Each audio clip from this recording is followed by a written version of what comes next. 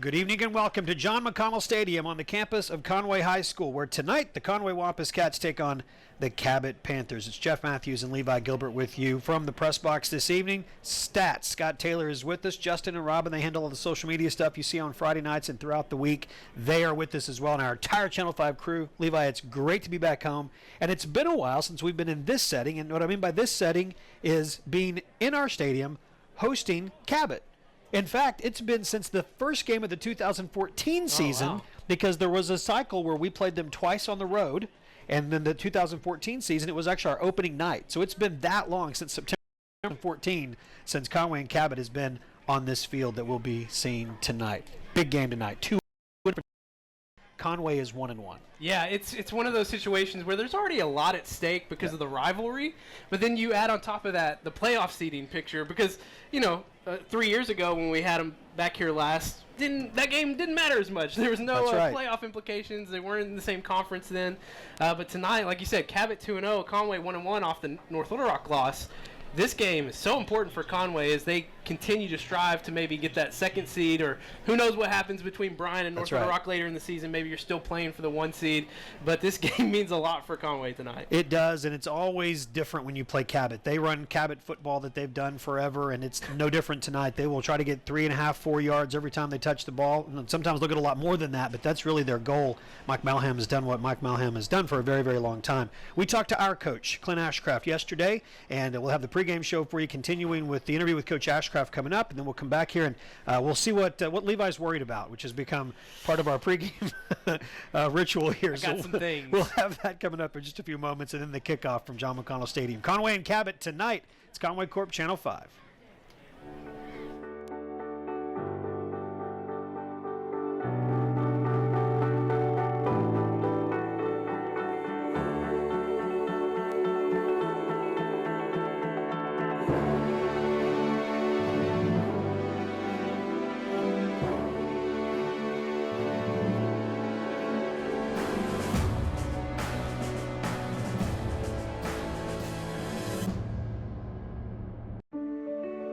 Your life is about to change forever, and Conway Regional will be with you every step of the way. We're committed to being the best. That's why our OBGYNs won't deliver anywhere else. Your newborn will benefit from our groundbreaking nursery alliance with Arkansas Children's Hospital. And as you adapt to the new world that's in front of you, know that everyone at Conway Regional is all on the same team. Yours. One team, one promise. Conway Regional.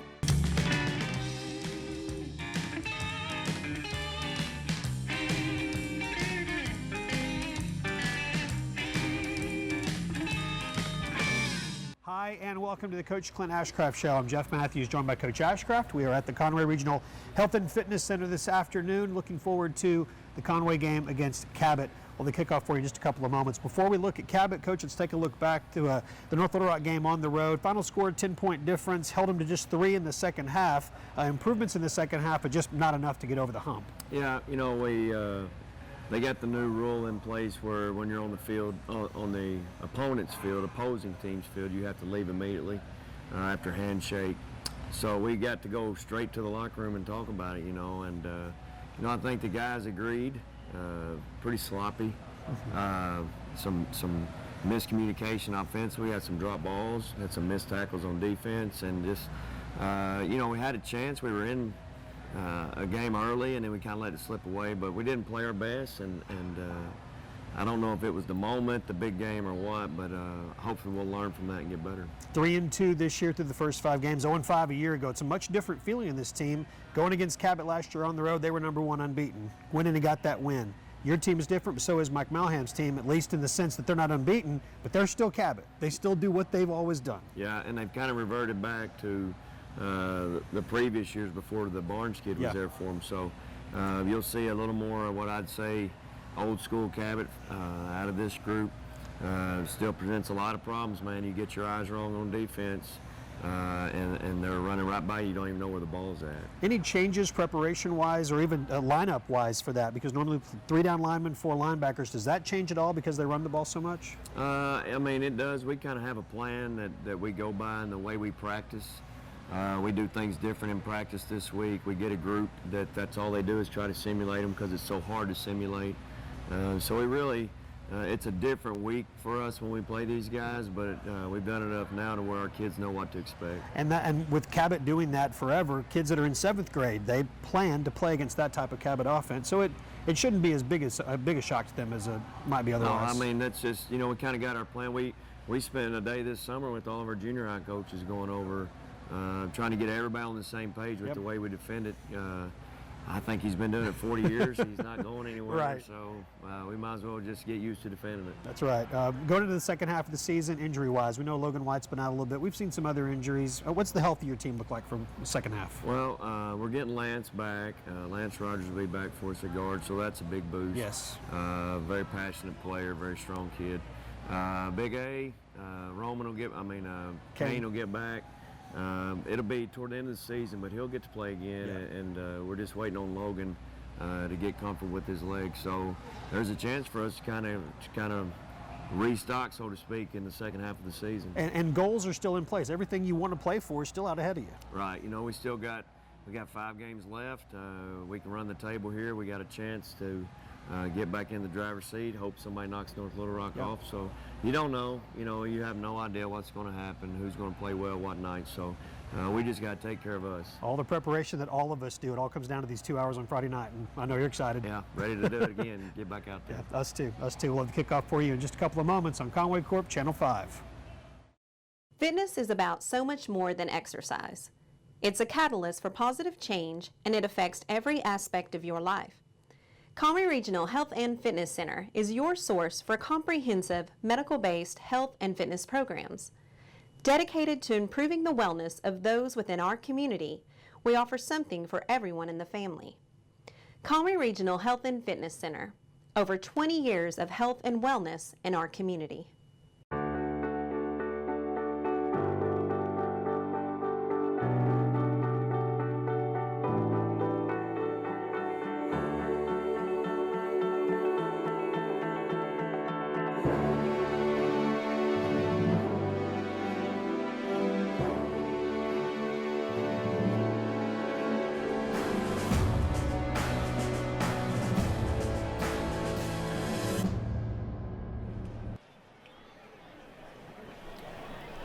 Team's about to make their way onto the field here at John McConnell Stadium, just a couple of minutes away from kickoff. It's Jeff and Levi with you tonight. It is Cabot, and it's Conway. Cabot is going to be in their red helmets and white tops and red bottoms with not a whole lot extra. That's just pretty much what they do, what they have for so long. Cats dressed in blue, head to toe tonight. Levi, your concerns, your worries, what are your thoughts going into this very critical conference matchup? Yeah, they've turned into worries again. Okay, fair enough. It tends to be predicated off of last week's performance. So, when we come off a loss, it's more worrisome than concern. Right. But, tonight, number one, we got to win the turnover battle. The team that wins the turnover battle usually wins the game, right? That's the axiom that you hear. But it's even truer with Cabot because they just tend to shorten the game as it is with the style of their offense, this little, wing T that they run.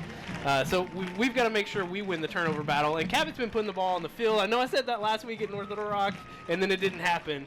But we need that to happen tonight. And two, we've got to get pressure from our front seven, whether it's just tackle for a loss, if we can get a sack. Not have any injuries, that would be great tonight too. Yeah, that's a big one right there. B.J. Jones there on his scooter. It's not a rascal. We wanted to call it a rascal, but that is not what it is. It's some sort of scooter. It's not a Segway. We thought it was a Segway too. But yeah, we got to keep everybody healthy. Between him and Kane Aaron, Logan White still not back.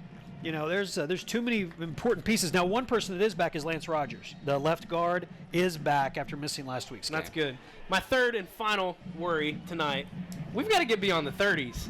Too many times last week we moved the ball pretty well between the 30s, but then stalled out. There were at least 2 or 3 times that we turned the ball over on downs, and that's not going to cut it tonight. 14 points is not going to cut it tonight, and we've got to be better on third downs. 16% conversion rate last week, but coming into that game, it was 42% on the season. So that was a big difference for us last week. This is a Cabot team that can put points on the board, definitely. The last 3 weeks, 43 a week ago, 42 2 weeks before that, 3 weeks ago, 44 points. Now, their schedule was a little bit weak, to be honest, at the beginning of the season. Now, they played Pine Bluff and El Dorado, which are two good teams, but El Dorado and Jonesboro were kind of a wash to me, both good 6A programs. They played Pine Bluff, they beat them, but then they stepped way down in class. They played Little Rock Fair, which seemed really strange to me. That's a 5A school that's really struggling, and they beat them 44-0, so that really wasn't much that prepared them for the season. Since then, wins over Catholic and Southside, last week beating Southside by 2 points. So we are ready to go tonight with what should be another fun one. It is number 16 that's going to kick off for the Cabot Panthers, and that is Ben McCullough, the 5'11", 172-pound senior. And he will do this once again. We were down on the field earlier shooting some pregame stuff, and we noticed there's a pretty good wind that's blowing from the south. And so that is something to definitely be conscious of as the night goes on. Definitely had an impact right there. It did. It did indeed. Knocking the ball over. That was kind of a auspicious way to start the game. Line drive kick will be into the end zone over the head of Brennan Clark, and the Wampus Cats are going to come onto the field and have the football 1st and 10. They're led by senior quarterback Andrew Rhea, 49-91 for almost 800 yards passing this year, 8 touchdowns and 4 interceptions. Behind him, Michael George. Michael George is the 5th leading rusher in the state. He's already run for 845 yards, 10 touchdowns, 4 straight games with over 100 yards rushing. He has gotten the attention of a lot of folks, and rightfully so. Get you the other starters as we go here tonight. Start with Michael George. Michael will pick up a couple of yards, fight his way forward for a couple more. Starting on the offensive line, L.J. Hansberry, big number 66 there is your center. He is flanked by Lance Rogers. As we mentioned, 52 is back, and Keandre Clay. They are the guards. Big Nathan Turner, nice feature by him, or about him, by Levi Gilbert in this week's 501 Sports. And then number 70, Thomas Cloyd, is over at the right tackle. 2nd down and 6, gain of 4, first time out for Michael George. He'll get it again. Follow that pulling guard. There goes Michael George, takes a big hit, out of bounds at the 37-yard line. Tackle made. Stop was made by Shane Harper. Safety stepped up and made the stop, but that's enough to move the chains. It's 1st and 10. A Conway Regional 1st down for the Wampus Cats. One thing that's a little bit dangerous about George's running style is he runs a little higher. He leaves himself open to hits like that sometimes, but he's so fast it's hard to square him up. Just about a minute in, 3 straight runs. Michael George into the secondary. Great balance to the 30. Michael George out of bounds at the 10-yard line. There he is, Michael George. Put the hands up. Big run for Michael George. It is 1st down and 10 at the 13-yard line for the Wampus Cats. That was one of the iconic images we got to see a year ago when we were at Cabot. Cabot, of course, undefeated in the season at the time. Michael George already 67 yards rushing tonight. I remember him running for a touchdown last year and doing that little, I don't even really know what he's doing with his arms, but it's an iconic George move. Will Kennedy and Joe Thomas are to the right. Michael George is running to the right, almost backs into the end zone. Correction, the receivers were to the left, and Michael George is running to the right. Out of bounds, backwards at the 1-yard line. That's going to be enough for another Conway Regional Health System 1st down. And just a minute into the game, Michael George has basically carried the Wampus Cats all the way down the field. 79 yards. And we've got somebody on the field. There's somebody running on the middle of the field. This is bizarre. We have done football here for a long time, and I have never seen anything like that. There's someone standing at the 5-yard line. Not sure who that is, but he will be escorted off the field and will not get to watch any more of this football game tonight. I can promise you that. Certainly looks to be the age of a student. Not sure where that person is a student, but surprised that security isn't making more of an effort to get to him quickly. Yeah, right. Where is security? Somebody's walking him off the field, and he'll be escorted out. Done a lot of games. I'd never remember seeing someone on the field like that. Well, he's taken care of. So now we're back to action here. We played a minute. Michael George has taken the team all the way down to the 1-yard line. Rhino formation. Direct snap to Michael George. Stutter step to the right, into the end zone. Boy, that was easy. Michael George goes all 80 yards on the ground for the Wampus Cats, and the Cats are up 6-0. It's a confidence booster for Conway, coming off a big loss at North Little Rock last week, and opening drive taking 80 yards. Michael George, literally, I made a joke. You said earlier, it, yeah. Literally carrying the team on his back tonight. 80 yards all the way down the field. Reed Hughes handles the deep snaps. Nick McEwen holds, and Jordan Wicks kicks. 10:57 to play in the first quarter. Jordan's extra point is good.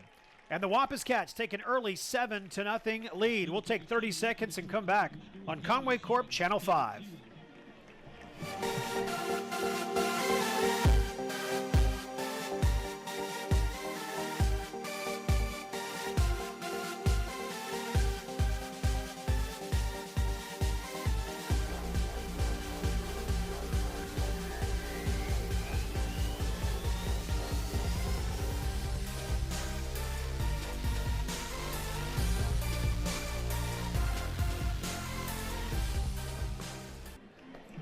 Ten minutes and 57 seconds to play in the first quarter, and the Wampus Cats are on top 7-0 on the strength of Michael George. Andrew Rhea handing it off to him, and then the law firm of Turner, Rogers, Hansberry, Clay, and Cloyd making all kinds of room for him to make his way down the field. Good job. Yeah, no joke. And seriously, we need to give more and more credit to that offensive line. Agreed. That's part of what the story was about on Nathan Turner this week, and not just him, but the offensive line in general. Because you don't have someone put almost 1,000 yards up halfway through a season if you don't have a good offensive line. That's one of their running backs. There's a couple that they will go to a lot. That is Rogers. He is fast. Tadarian Rogers with the return. He, along with Brad Morales, are the two primary ball carriers. But what Cabot is going to do is they're going to line up those offensive linemen foot to foot to foot to foot, and then they'll have the guys behind them some misdirection. If you've never seen the dead tee, this is the way they played football when they played with leather helmets. So just watch. It's a throwback Thursday every time that the Cabot Panthers play, but they do it very, very well. You really have to wait until either there's a close-up of the screen or somebody stands up with the ball to even tell who had it from the press box. Their quarterback is Tommy Oakes, 5'11", 170-pound junior. The running backs are Noah Sorrell, Brad Morales, and Tadarian Rogers. Again, Morales and Rogers, the two main guys. They've had big games since conference season started, each rushing for more than 100 yards and scoring 7 touchdowns between them. Oakes is going to keep. Brought down at the 40-yard line. Tackle will be made by Garrett Fusilier. I guess Oakes is a Gerard Barnes fan, wearing his number. Wearing his two. Trying to imitate him a little bit here. Defensive line, that's Corlin McKinney, Zach Friedel, Tyler Grimes, and Jordan Doby. We do have 4 down linemen facing this running offense. Yeah, it's one thing you'll notice different tonight for Conway just because of the style of play of Cabot. You can't, that 3-4 defense just isn't really built to go up against this strong running game. It's really flipped to a 4-3, even a 5-2 at times. Some misdirection, handoff, and it will be enough for a first down. Jackson Freeman will get the tackle of John Wines. 1st and 10, Cabot. You talk about this being kind of an old school offense. It definitely is, but I was surprised how much last week, kind of what North Little Rock ran was very similar in ways to this wing tee style offense. Weens on the carry, crosses midfield. And Tommy Oakes, the 5'11", 170-pound junior quarterback, will keep, will flip. That's Sorrell. Dropped at the 43-yard line. Tackle is made by Blake Walter. Jordan Doby's over there as well. Jackson Freeman. Mentioned Blake Walter, Garrett Fusilier that we talked about a moment ago. He and Matt Lloyd, the linebackers. We've got Roman Aaron and Will Kennedy back at safety. It was nice taking a look at the stats this week, getting ready for the game, seeing Blake Walter's name starting to pop up. You kind of missed seeing him early on in the season as he was battling some injuries. Nice to see him on the field. And the injury bug has been a part of the linebacking core much too often this year. 2nd down and 7. Here comes one of their few passes. Nope. Oaks will put it down. Walter slows him down, and then he's pushed out of bounds. Jordan Doby over there along with Jackson Freeman. And that looks like it is going to be enough for a first down. So Garrett Fusilier there, the leading tackler for this team. 62 tackles on the year, including 7 for loss. 62 is also the number of times I said his name in my head this week. I'm still struggling. I didn't have to pump you up this week, so that Thank you. You're making progress. Well, thanks. The hammer, right? The hammer. I can go with that. Just call him the hammer. All right, 1st and 10. Good job by the defensive line that time. Who else? Matt Lloyd, Garrett Fusilier.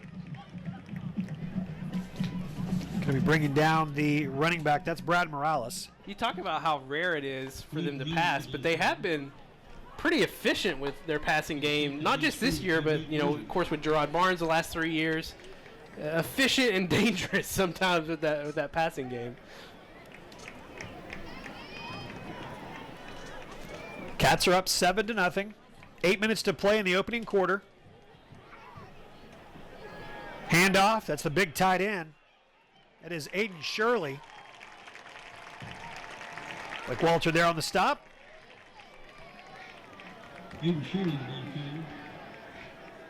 And you may be asking yourself, why do they run this style of offense? What is the appeal?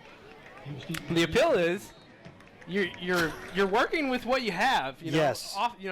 The caliber of athletes that you have and the way that they're built physically. And then it can shorten games, so you stay in games that maybe you shouldn't be in sometimes. Well, and it's something that they teach from as soon as they get into the Cabot system. The 7th graders are running the same offense, learning it. Oaks drops back and throws over the middle.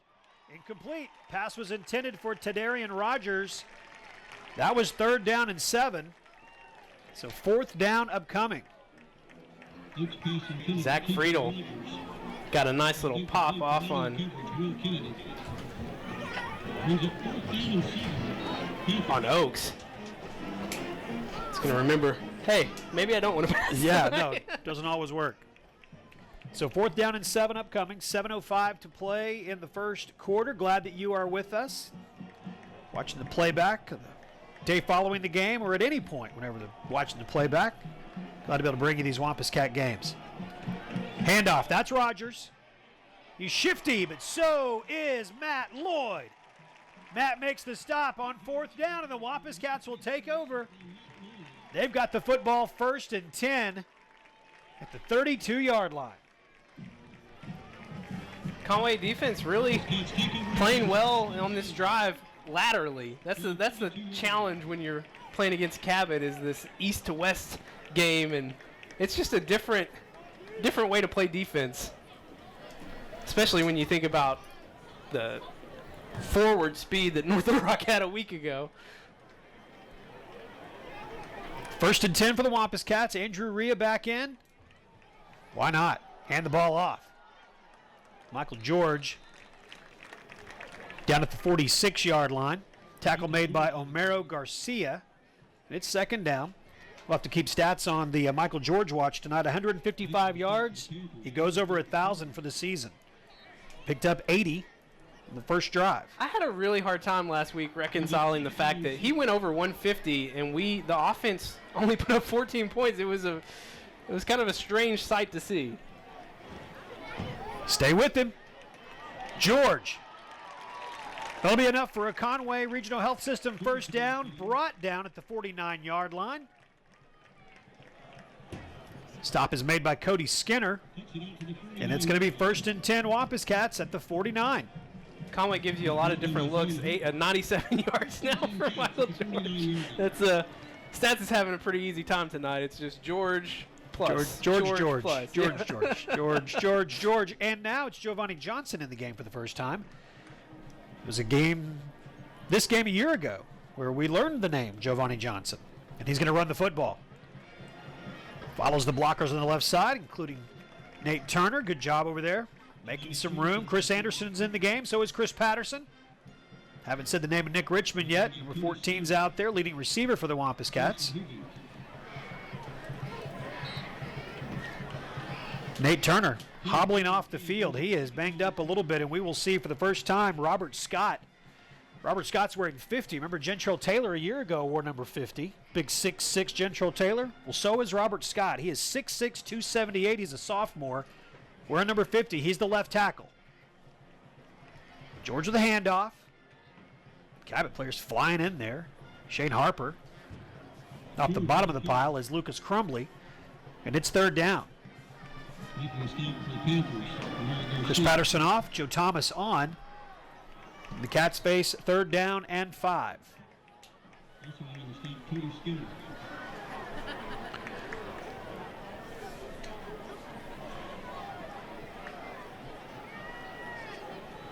Rhea back in. Still on the ground. George battles his way close to a first down. That is going to be close. Extra effort still looks Going to be a half a yard shy. Yeah, about half a yard, but looks like they're gonna go for it. Hunter Horka on the stop for the Cabot Panthers. So fourth down, fourth and about half a yard, and they will go to the Rhino formation. Conway 3 of 6 on fourth downs a week ago. They'll pick up the first down here and more. Michael George. How fun is he to watch play? To the 31-yard line, move the chains. It's a Conway Regional Health System first down. They'll say his knee was at the 32. It's 1st and 10 Cats. And there is an injured Panther on the field. Let's watch this replay. Watch 30. Michael George, human pinball machine right here.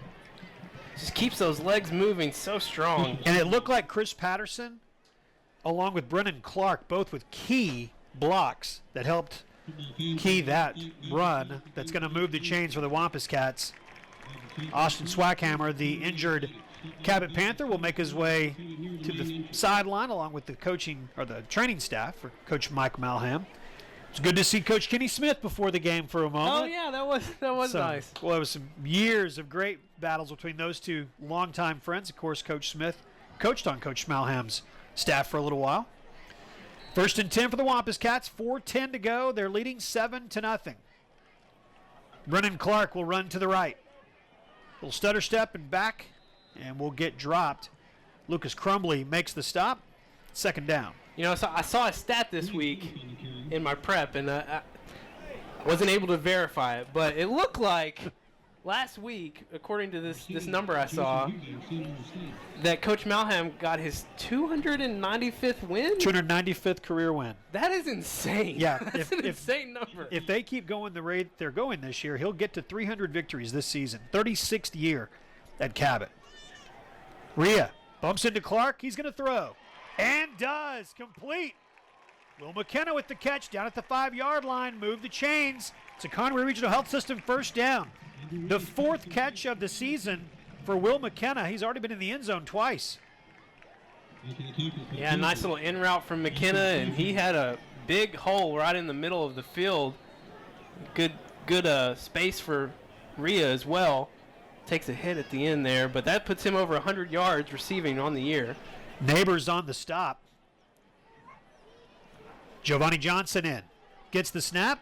Falls forward towards the 2-yard line. It'll be 2nd down and goal. Once again, we'll have to keep an eye on what's happening on the sideline here. Nathan Turner, one of the leaders of this football team, injured on this drive, is being tended to on the training table. Sophomore in replacing him, Robert Scott. Giovanni Johnson goes airborne and is into the end zone. So the Cats have had the ball twice, and they have scored twice. 2:51 to go and an extra point away from a 14-point lead. Well, this is Conway's recipe for success against Cabot the last 2 years. Giovanni Johnson and Michael George. Yeah, no kidding. If it ain't broke. Jordan Wicks on to attempt the extra point. And a good start. Well, that's an understatement. A great start for the Wampus Cats early on.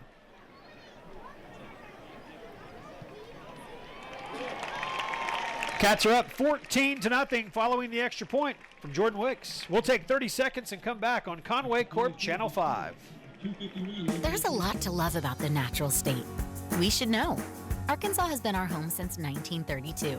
Since then, First Security has added locations, services, and solutions. And we're still growing.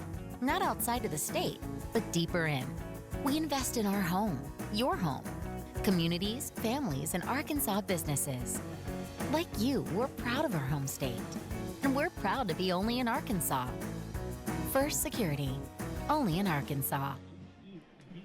Talked about coming in that Michael George needed 155 yards to go over 1,000 for the year. He's already at 113, and we've played 7 minutes in the first quarter. Yeah, 10 carries already tonight for him. He's averaging more than 10 yards a carry. On the season, he's averaging more than 8 yards a carry, which is just crazy. And I want to mention this. I'm glad you brought that up. He's averaging 8.2 yards per carry this year.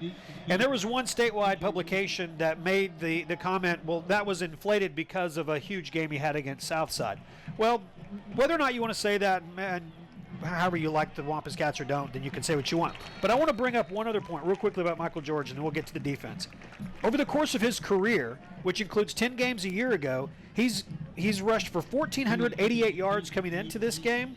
That's an average of 7.1 yards per carry. Wow. So include the 10 games a year ago, include the 5 games this year, and he's rushing for over 7 yards every time he touches the ball. So, yeah, 350-yard game helps, but he's consistently been doing this. Oh, yeah, and I mean, big deal, 350 yards in one game. He still had 4 games overall where he had over 100 yards. That's correct. And I think 3 off the top of my head where he's had more than 150. Yeah. So I don't think it's all just one game, guys. All right, Cats are up by 2 scores. Oaks slowed down and dropped by Garrett Fusilier, and Matt Lloyd's there. Jordan Doby's there. Zach Friedel's there. Will Kennedy's there. It was a talented defensive group, and they were ready to hit some guys. I think after last week, they played a great second half, just gave up the 3 points in the second half. And some of the points in the first half, once was after the interception return, there was a real short field that they had to go. So the defense played a good game a week ago. They're looking for another big one tonight for sure. Yeah, and that was the vibe I got from Nathan this week doing the story with him is they were just frustrated, and we were too. Yes.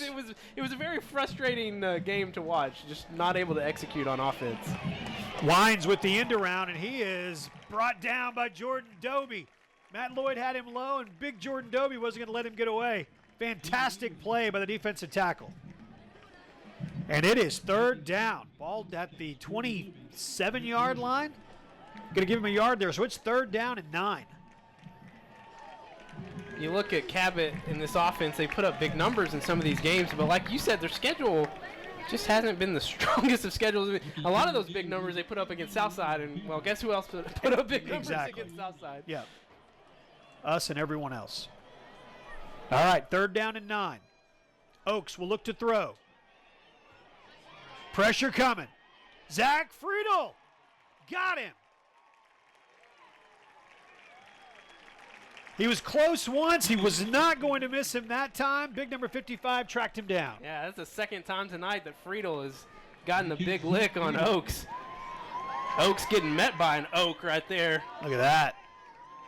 Blake Walter had a front row seat watching that, letting his teammate there finish him off. It is fourth down, and they will be forced to punt.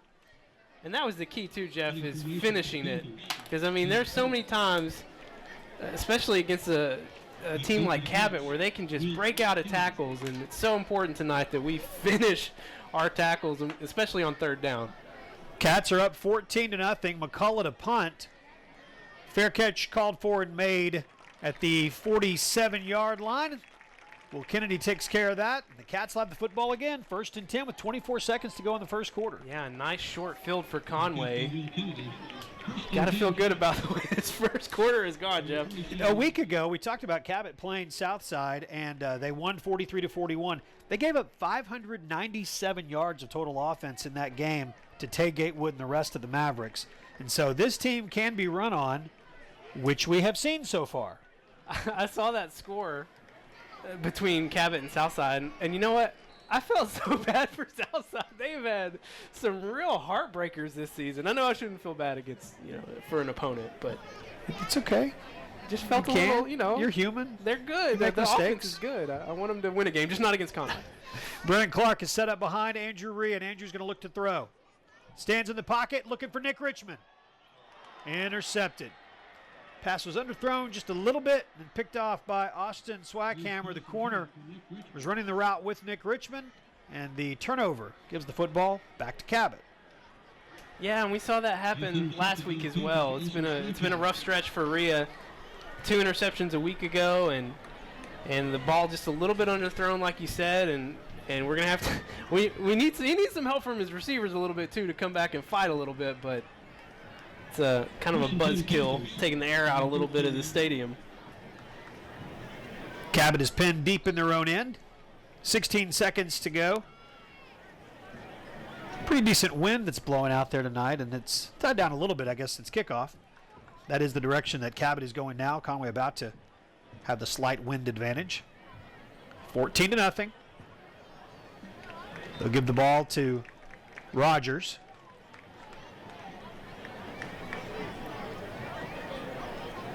Correction, that's Morales. Rogers and Morales both there. Looks like Morales had the ball, and that's going to end the first quarter. We have played 1 quarter, and the Cats are on top 14-0 over the Cabot Panthers. A 60-second break in the second quarter is next on Conway Corp Channel 5. Your life is about to change forever, and Conway Regional will be with you every step of the way. We're committed to being the best. That's why our OBGYNs won't deliver anywhere else. Your newborn will benefit from our groundbreaking nursery alliance with Arkansas Children's Hospital. And as you adapt to the new world that's in front of you, know that everyone at Conway Regional is all on the same team. Yours. One team, one promise. Conway Regional. My husband and I are clients of Mr. Jim Counts at Legacy Fencing. He presented us with several options in design, materials, and pricing, and we chose the option that was best for our budget and our project.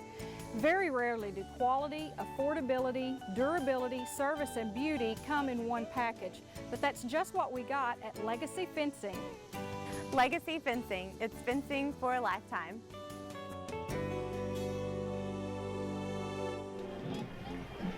We played 1 quarter, and it's been a good quarter for the Wampus Cats, leading 14-0, Levi. Yeah, just looking at the stats, 14 rushes for Conway overall, 123 yards rushing as a team.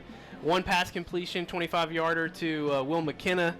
And it's pretty much been the Michael George and Giovanni Johnson show here in the first quarter, each scoring a touchdown. George, 10 carries, 113 yards and a score, and Giovanni Johnson, 3 carries for 9 yards. Flag will come in. First one of those we've seen tonight. We'll update all the scores for you at halftime. In the 7A Central, Bryant is playing at Little Rock Central tonight. Northside is at Catholic, and North Little Rock is at Fort Smith Southside. First time North Little Rock has traveled farther than Maumelle. Maumelle was a farther drive than War Memorial Stadium was, and that was their other road game to this point. Yeah, Maumelle, which basically is North Little Rock. Yeah. But where did you say Bryant was playing tonight? Bryant is at Little Rock Central. Gotcha. They are playing against the Central Tigers, who are struggling this year. Following the penalty, handoff. Very short gain. It's going to be fun to watch this playoff picture evolve the next few weeks as, eventually Bryant and North Little Rock will face off. And, of course, then we've got Bryant at the end of the season. That's right. So much still to play for. I know that loss last week was frustrating, but not season defining at this point. Well, and the thing is that you're still in control of what you want, which is it really is to be at home in that second week, because you avoid going on the road against the 1 or 2 seed from the West, and that's just, we all know it. You want to avoid that, so it's a big deal to try to be that 1 or 2. Very short gain, and it is going to be 4th down. Good defensive stand once again by the Cats. Look like Terrell Grimes coming off the pile there. So the interception doesn't do too much damage. Maybe we can get a shot on the sidelines. They are taping up the ankle of Nate Turner. Yeah, they've been working over on his it. shoe. They've been working on it for since he came half a off the quarter, field. yeah. Training staff taping up his ankle before, and then, like you said, now they're getting the tape on the outside of his shoe. Yeah, it's something they'll keep an eye on. And Big Robert Scott, the 6'6" sophomore, spelled him for a moment. We'll see if he goes back out there at the beginning of this series. Will Kennedy catches the ball, and kind of a dangerous play to catch it, and he took a big hit, but he also saved his team probably about 20 yards. The way that ball hit and was about to take off, field position game right there. Give that to Will Kennedy, a smart play. Took a big hit, but still good football play. He only does everything, Will Kennedy. That's it. making another smart play on the field, but paying a little bit of a price for that one. All right, back on the field. Here come the Wampus Cats. Michael George not on the field right now. Brennan Clark gets the call at running back behind Andrew Rhea. Chris Anderson in, H-back as well. Got Chris Patterson with him to the right. Nick Richmond, Joe Thomas to the near side. It'll be Clark. Short gain for Brennan Clark. Omero Garcia gets the stop. Clark had rushed for 60 yards coming into the game tonight. Enjoyed watching Richmond out here on the near side for us. The ball far away from him, but he's still having it out with the cornerback out here. It's that corner, Swackhammers, who got the interception in front of him on the last possession. What a name for a corner. Swackhammer? Yeah. Yeah, whatever. It would be a great name. Brennan Clark to the right. Boy, he runs so hard. Love watching him run. To the right, crosses midfield. And you do see Nate Turner there. His right foot heavily taped, that right ankle on the outside of his shoe and sock. So on third down, see what Nate Turner and the rest of the offensive line can do to give Andrew Rhea a little time if he needs it to throw. 3 wide receivers to the near side. Nope, they'll stay on the ground. Clark stopped at midfield, and the Cats will be forced to punt.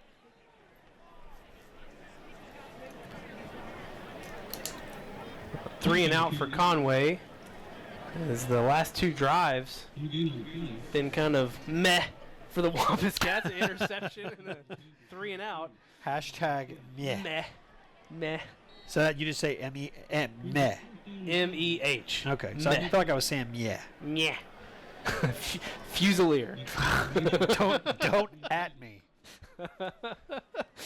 Will Kennedy on to punt. We should really just stick to football.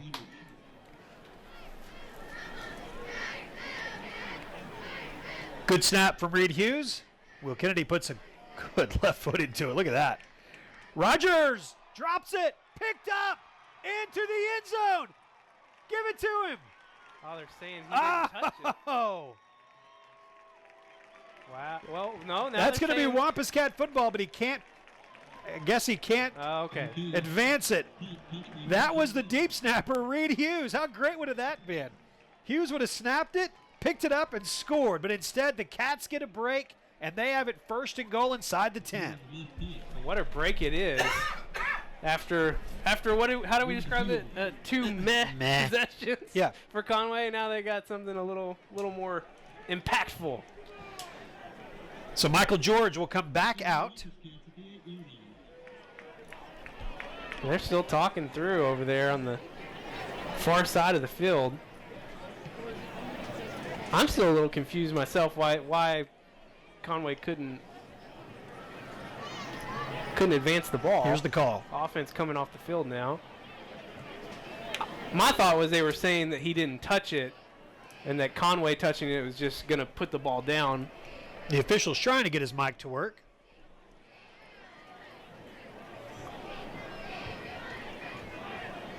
You can read lips. It's a lonely place to be.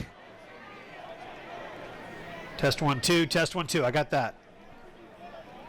Whatever it is. What I thought had happened was they were saying Cabot didn't actually touch the ball, and so when Conway grabbed the ball, that was actually downing it. And that's what they're going to say. I don't know if we have a replay that shows the ball being close to the punt returner, but wouldn't matter. Because otherwise, if he had touched the ball, then Conway could have advanced the ball and scored, right? I mean, let's see the replay here. See if we can see as the ball's coming down. Let it go and see if. Well, how it didn't touch him, I don't know. That's a great job by our camera crew upstairs and everybody in the truck. Appreciate you finding that for us. But not that it would have mattered, but T.J. Rogers on the carry there. Still a nice break for the Conway defense here, as Cabot honestly probably shouldn't have tried to catch that ball. It might have gone out of bounds. Well, they didn't catch the ball. But even made an effort to. All right, 8 minutes to play. Clock running, 7:56, 55 here in the second quarter. Oaks rolling and throwing. Way out of bounds. It'll be 3rd down and 7. Will Kennedy in the coverage of T.J. Rogers. He was the intended receiver. T.J. Rogers, the same player that earlier was being called Tedarian, which I don't have to pause when I say TJ, so we're going to go with that. You know, it makes about as much sense as Gentrell Taylor being called JT. JT, that's right. But, you know, whatever they want to be called. Yeah, we'll go with that. I saw that he was referenced as T.J. Rogers in a game story that I read, but in that same game story, the writer was saying that the quarterback for Cabot was a receiver for Fort Smith Southside. Had the names completely twisted around, and so it was hard for me to trust that that's exactly who that was. I noticed some similar errors in the same site you're talking about. I almost wondered if it was computer generated. Like, it felt like a computer wrote the story based on stats, but because I know, like, Max Preps does that. Yeah, right. Well, there was another run there by the Cabot Panthers. It's a short run at that, and so it's 4th down for the Wampus Cats. Will Kennedy stands at his 48-yard line awaiting the punt from McCullough. We've called their games for 17 years, and I will admit this as a broadcaster, probably about half the time that they had the ball, you can't tell who has the ball. And so it's so frustrating because we could just have a normal conversation like we're having and completely miss play after play because don't know who got it. Right. Don't know who's running the ball. Hard to tell. I know who has the ball now. It's the Wampus Cats. 6:51 to play in the second quarter. Coming up at halftime, the Conway Regional Health System halftime show. We'll hear from those folks for a little while. And then also at halftime, the Conway Wampus Cat Marching Band. And boy, they have had a day. We'll tell you more about that later. But what a weekend that they're having. But it started early this morning. We'll tell you about that and have their performance coming up at halftime. Under 7 minutes to go. We are in the first half. Cats are leading 14-0. Andrew Rhea. Quick out. Pass complete to Will McKenna. Will is forced out of bounds by Bryce Billings. Close to a first down. I think Conway faked everybody out there, including Cabot. They were expecting handoff to Michael George. That's been the story of the first half. And that's exactly what comes from that. Whenever you've got a running back like Michael George, it's doing what Michael George does, doing Michael George things. Michael George makes some openings to throw the ball around. And 2nd and 1 is a nice situation to be in when you have Michael George. There he is. Michael George tripped up at the 25, brought down at the 22-yard line. Good for another Conway Regional Health System first down. And you're seeing this Cabot defense struggle because when George gets to the secondary, they're not expecting him to be as fast as he is. They're taking really bad angles on him, and you can't arm tackle him. Right. But he's just 10 yards at a time tonight. Over the 20. Brought down by Horka. Hunter Horka, 6'2", 216, a sophomore. Yeah, some great names on this team. I mean, I know that they're a big rival, but I'll admit, Hunter Horka and Austin Swackhammer, those are all conference names. So 12 carries, 131 yards for Michael George, inching closer to that 155 mark. Close to the halfway mark in the second quarter. George again. Michael George still on his feet and into the end zone. Michael George, a 20-yard touchdown run, his second touchdown of the night, his 12th on the year, and goes over 1,000 yards on the season. The senior, Michael George. And you just can't arm tackle him. You look here, he breaks one tackle, breaks another tackle, and then carries the third defender into the end zone with him. That was Hunter Horka, by the way, that he brought into the end zone with him. So 6 minutes, exactly the halfway mark of the second quarter. Jordan Wicks on to attempt the extra point to give the Cats a 21-0 lead. Been good all year, still good, 21-0. Cats up. Let's take 30 seconds and come back on Conway Corp Channel 5. Looking to make your truck stand out from the rest? U.S. Truck offers a variety of accessories to fit your needs. Tonneau covers, camper shells, toolboxes, bed liners, Nerf bars and running boards, trailer hitches, lift kits, and much, much more. We offer top quality products at a fair price with installation available. Oh, and ask about our military and senior discounts. U.S. Truck Accessories, 1335 East Oak Street in Conway. Work hard, play hard. Jordan Wicks about to kick off. Cats are up 21-0, Levi. And as I was preparing for this game, as I do every week, I look at 3 polls. I look at the Arkansas Democrat Gazette, the Hooten's Publication poll, and Fearless Friday. Those are the 3 polls that I look at. Overall, or correction, in the 7A, Cabot was number 5 in the Democrat Gazette, number 6 in Hooten's, and number 5 in Fearless Friday. We were 9th in Hooten's, 8th in Fearless Friday, and unranked by the Democrat Gazette. Conway leading Cabot 21-0, and a great kick. Boy, Jordan Wicks put the backspin on that one. Flag on the play and a big hit. Tez Miller back there to make the stop on special teams. We'll check out the flag. The Wampus Cats are playing some great football tonight. Yeah, and almost another huge miscue there from Cabot. Is he's just not making much of an effort to get the ball. Conway, and we've seen this, kickoff coverage has been solid all season long. They do a great job there, pinning them within their own 10-yard line. Got a new face in the game for the Wampus Cats tonight. He's playing on the defensive line. That is number 45, Parker Prock. Big number 45. They have brought him up there, excited about what Parker Prock can do. He is a 5'11", 202-pound sophomore, and he is just a football player. I remember seeing him in the stakeout game back in August and thinking, who is 45? Well, it was Parker Prock, and he's got a chance tonight to be on the big stage on Friday night. Yeah, you were talking about him before the game started, and we were talking about just the need that the linebacker group has needed. And we were kind of thinking, well, maybe does this move up for Prague, does that give Friedel some leeway to go back to linebacker? But it doesn't look like that's going to happen. Not with this offense and I was talking to Coach about it. They take time, even during the summer. They'll take a week during the summer. It's Cabot week. And that's all they do is they get ready for this because they know that it's going to be an important game, and you have to give it the time that you have to give it. But there's really not much else that you prepare for that prepares you for this. Right. So you kind of have to push everything else aside for a little while to get ready for this week. And so far, so good. Cats up 21-0. Because even North Little Rock, that gave you some kind of similar looks, they still had such a vertical threat passing the ball that it's nowhere near what Cabot is. Oaks pitches the ball out to Sorrell. He gets to the 25-yard line. Blake Walter coming off the pile. Also Parker Prock there. And the football will be at the 24-yard line. That will be enough to move the chains for Cabot. The Panthers 4-1 on the season, 2-0 in conference play.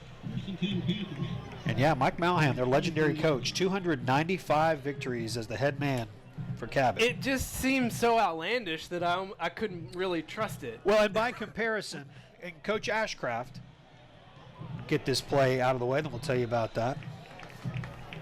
Run by Graham Turner. Coach Ashcraft, who is in his 13th year as a head coach, has won 93 games as a head coach. So on track. So on track, yeah. But 202 victories behind Mike Malhan. It's an unbelievable amount of experience. He's been over there almost 4 decades. You said Ashcraft in his 9th year. What? I mean, 9th year at Conway. For Malhan. What's that? What, 35 plus? 36. This is his 36, 36th year, for Mike Malhan. Whoa. A big hit. Fumble on the play. They're going to say he's down. If White Hat coming in. Will Kennedy saying, you must be mistaken. Loss on the play. It'll be 3rd down. Cat defense flying around. You see, also on the field is Cade Seipert, number 97. A big play regardless, even if we don't get the fumble. Mentioned Robert Scott earlier, number 50. You see him sit up there on the left-hand side of the line of scrimmage. He was in the game at left tackle on offense. Now we're seeing the big 6'6" sophomore on defense. Cats up 21-0. 3rd down and 4. Nowhere to go. That Cat defense. Zach Friedel comes out of there. It was not a fumble, but it will be 4th down. Eric Branch on the bottom of the pile also. Yeah, you talk about Scott, the height and length that he has.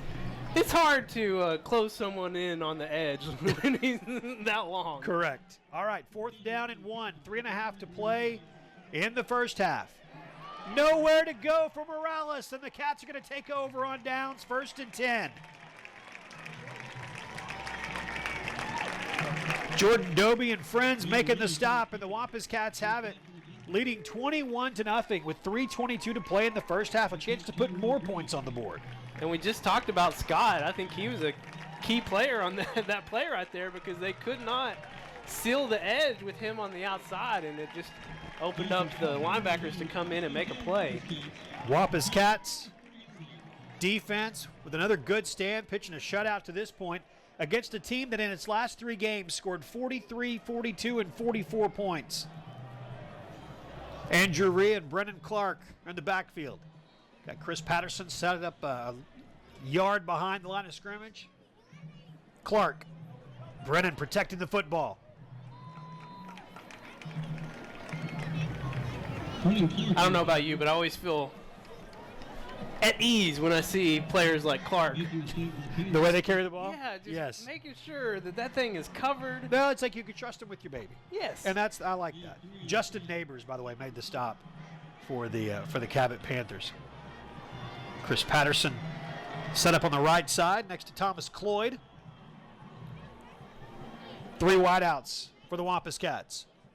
Rhea will look to throw. Stands tall in the pocket. Now he will run. Andrew Rhea brought down at the 25-yard line. Stop was made by Logan Bell. It was 3rd and 7. Ball just outside the 25, so it will be 4th down. Yeah, give more credit to this offensive line. They've been giving Rhea a lot of time tonight, but a good read by him, feeling the pressure coming in, and he takes off and picks up some good yards. Correction, 3rd down now, 3rd and 2. It'll be Giovanni Johnson's turn to get the direct snap. He will run the ball as he has often this year, and he will be stopped, which hasn't happened as often this year. It'll be 4th down. Lucas Crumbly, the first Panther there. So just under 2 minutes to play in the first half. It's 4th and 2. Which this is it's a makeable field goal for Wicks, but this was the distance of the game tying field goal against Fort Smith Southside a couple of weeks back. way less pressure. Very much so, right. But they're going to go for it. 4th down and 2. Clark to the right of Rhea. Will look to throw and get it. Pass intended for Brennan Clark. Let him a little too far. 4th and 2. They go with the little wheel route, the pass out to the left, and it's incomplete. So over on downs, Cabot's going to have the ball 1st and 10. A little surprised by that? It's just not necessary. I mean, I like the play call maybe in a different situation in the game, but it's 4th and 2. You've got Michael George. Where's he at? He's on the sidelines. Let's get the Rhino in there and pick up a conversion. It would have been a huge chance to score there. Go up 28-0, and then a stop and a score early in the second half, and the clock runs out. But unfortunately, the drive doesn't continue, and Cabot has a chance here with 1:25 to go to steal some points. It is going to be hard to do with the Wampus Cat defense playing the way they are, though. Boy, Jordan Doby, they're basically at the same time as the ball. I will say, though, the way this defense has been playing, it gives the offense confidence to try something out of the box. But that's a really good that's a good point because, Brian Rainey's called a great game tonight as he has throughout the season. This has been, I think, his best season of play calling. And you're right. That gives them the chance to try some things like that. TJ Rogers gets the pitch, and he is into the secondary. gets a whole lot. That's what you were wanting to try to avoid, down to the 30-yard line. Will Kennedy makes the stop. And with 48 seconds to go, they've got all their timeouts if they need them. Of course, the clock stops with the first down. But the Wampus Cat defense now, their backs getting closer to their own end zone. Yeah, first big play that Conway has given up tonight, and it comes at a really inopportune time as Cabot trying to get some points on the board before the half. Oaks is their quarterback. Option play. He pitches it. It's picked off in the air by Jackson Freeman. Are you kidding? Unbelievable.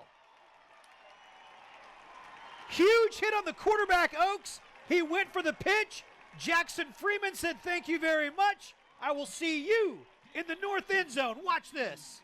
Yeah, everything just goes right for Conway here as that Will Kennedy comes out of nowhere. And just a poor decision by Oaks as he makes the pitch. Should have taken the sack. Wow. Well, maybe that's what the plan was on the call. All this was falling. Well, like we said, I mean, the way the defense has been playing. True.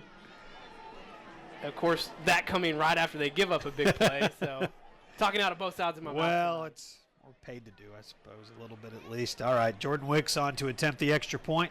Reed Hughes snaps, Nick McEwen holds. And those three have been perfect all year in every facet of the extra point game.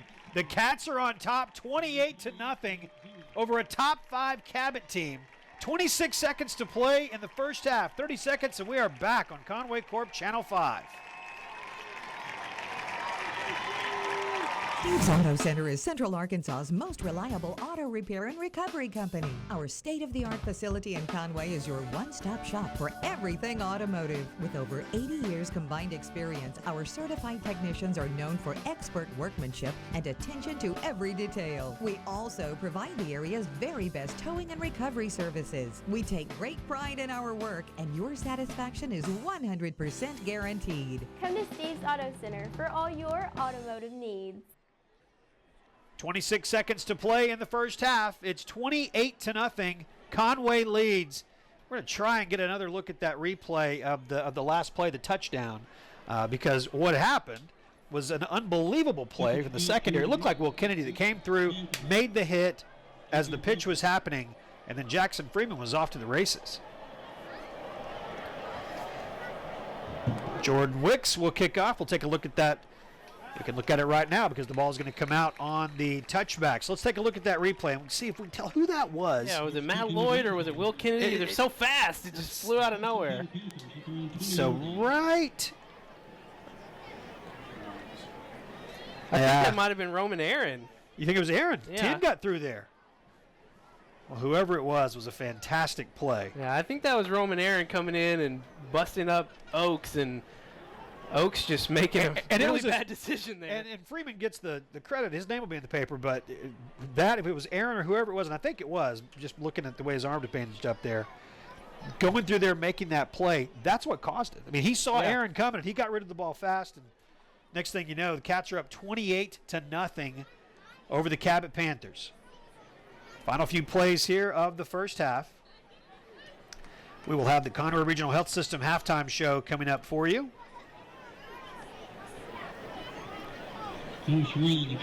Jordan Doby getting some work done to his helmet, and he's ready to go. Final few seconds of the first half. It's funny you say that about Roman Aaron because he's made some big plays this season. Yep. He has an interception, but you're right. He's not going to get any credit for that in the stats, but it was really all him setting that up. That is an excited bunch of Wampus Cats who are going to make their way off the field. Great job by those guys.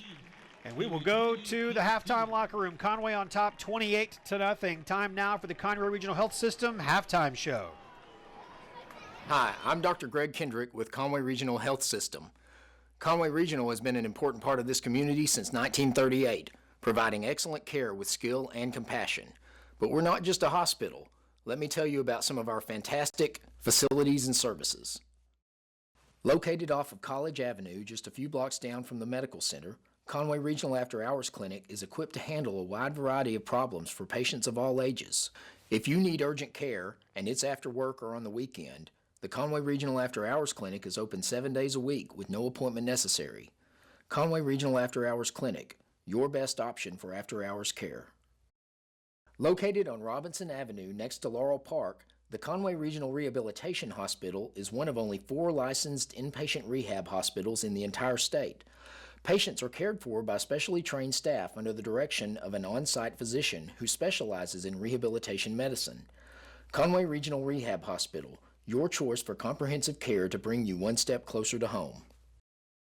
Fitness is about so much more than exercise. It's a catalyst for positive change, and it affects every aspect of your life. Conway Regional Health and Fitness Center is your source for comprehensive medical-based health and fitness programs. Dedicated to improving the wellness of those within our community, we offer something for everyone in the family. Conway Regional Health and Fitness Center, over 20 years of health and wellness in our community. With 4 locations in Conway and Greenbrier, some with extended clinic hours, our dedicated team provides therapy services, including physical, speech, and occupational therapy, aquatic therapy, cardiac rehabilitation, sports outreach, and pelvic floor rehabilitation. At Conway Regional, we are committed to providing all of our patients the highest quality of care. It is the Conway Regional Health System halftime show. It is also a very happy John McConnell Stadium right now, 28-0. The Wampus Cats leading the Cabot Panthers at halftime. Dr. Tim Frialhoven joins me now, and appreciate Conway Regional, of course. Great partnership that we've had for a few years of doing these games. What's something we want to talk to you about, though, very specifically, is about the work that's done to protect players' heads. Concussions, if you watch football on any level, you hear so much about it. Tell us a little bit about what is done to protect our kids. Well, it starts with the equipment and training and tackling correctly and all that. And then our role really starts with recognition. So we need to be sure that we appreciate any time that somebody has a potential injury. Yeah. And then take them out of play, evaluate them, and then we have a regimented protocol in getting them returning to play. Conway Regional has a comprehensive sports outreach program, and we're going to begin supplying impact tests, which is a computer test that gives you a baseline. Okay. And so once you have that athlete's baseline, if there's an injury, you can compare to pre and post. Wow. And that gives us another tool to monitor and make sure that they're truly back to their baseline before they go out and have the potential for another injury. When you started doing this, did you ever dream that something like that could be a tool you could use? That's incredible. No, it's been around for a few years, okay, but not quite as long as I have. Okay. So it is relatively new. Yeah. So yes, very interesting stuff. It's cutting edge. We've really just started to understand concussions a lot more in the last few years. Very hot topic. NFL down. Sure. We're getting very, very good at controlling or treating a concussion. There's still a lot to learn regarding multiple concussions. Right. And, we know for sure that you don't want to have a second event while you're still symptomatic from the first. And that's the reason for the protocol and the kind of slow getting them back on the field. Correct. If they progress from one level to the next, if they have any symptoms when they move up a level, then they have to come back down. That allows us to make sure that they progress at an appropriate rate. Is it difficult sometimes to get an athlete who's a competitor and they want to be out there, to be honest with you and to say, there's something not right? And I would think that must be a difficult part of your job. Absolutely, and that's another reason that the tests like the impact help. Mm-hmm. And there are other objective tests that have been around forever, part of the standard neurologic exam that we can use. And so they have to, prove it that they can perform things to the extent they could at their baseline. The subjective part, the headache, the dizziness, they can hide that from us, but they still have to perform. Education is a big part, allowing them to understand that if they get that second concussion, they get the first one week 1, the second one week 2, that might be their season. Yeah. That might be more than their season. So well, and it's a much, much bigger picture. It's something that you want to protect these kids not only during the season, but for next year and 5 years and 10 years, 20 years down the road. Absolutely. Well, thank you for what you do. All right, thank you so much for coming by at halftime. Good to see you. Thank you for having me. Good job. If you can keep us get 28 more points in the second half, it'd be great. Right. Good job. That's Dr. Tim Frialdahoven from Conway Regional Health System. We appreciate him. We also appreciate the band on Friday nights. It's obviously such a part of what happens here at John McConnell Stadium. I know that the band wasn't with us a couple of weeks ago, and some of the players were talking about, I was like, where's the band? No, they didn't get to make the trip, and they were missed. Well, we're not going to miss them tonight. In fact, let's go ahead and go down to the field. We've got cameras that are down there. Let's get an idea of what's happening with the band. And this is something that's really incredible. This group of kids that you're seeing on the field right now, they were out here before 5 o'clock this morning. Today's THV, Channel 11, was here this morning, and the band was out in full force. They did that for a couple of hours. They had school all day. They've been here all night, and tomorrow they go to Little Rock to march at War Memorial Stadium in the Showcase of Bands competition that'll be happening down in Little Rock. So let's go now to the field and enjoy your Conway Wampus Cat Marching Band.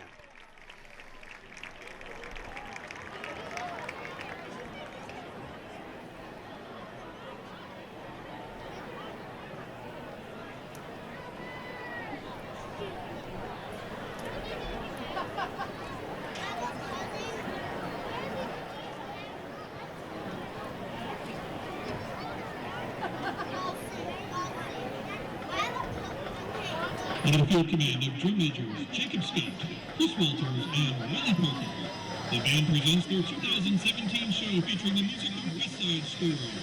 Ladies and gentlemen, the Conway Wampus Cat Marching Band!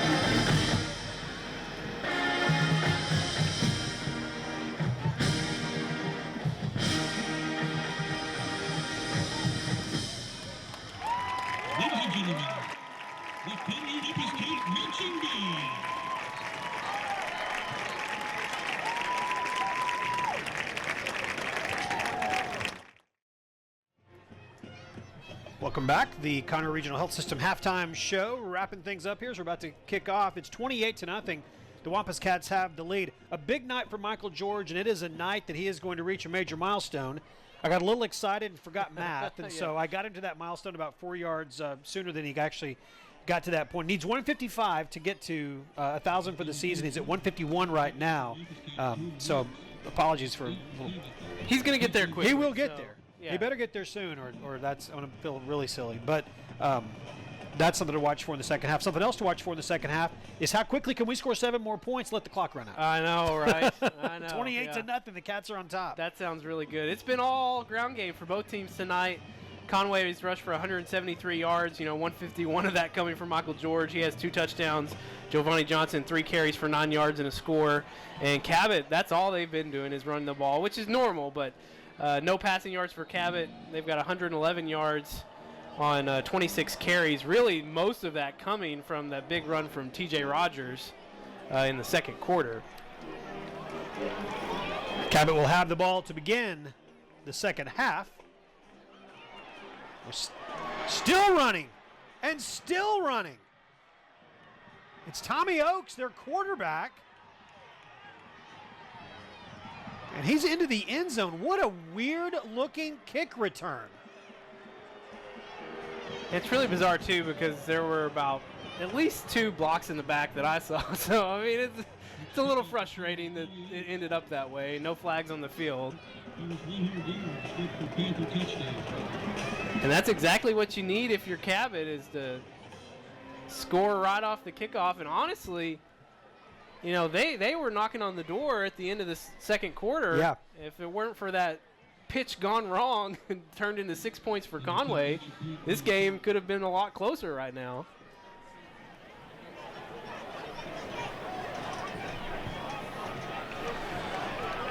So the extra point coming from Ben McCullough. And what was 28-0 prematurely got Michael George with 1,000 yards on the season. Prematurely got us a touchdown away from having the clock run.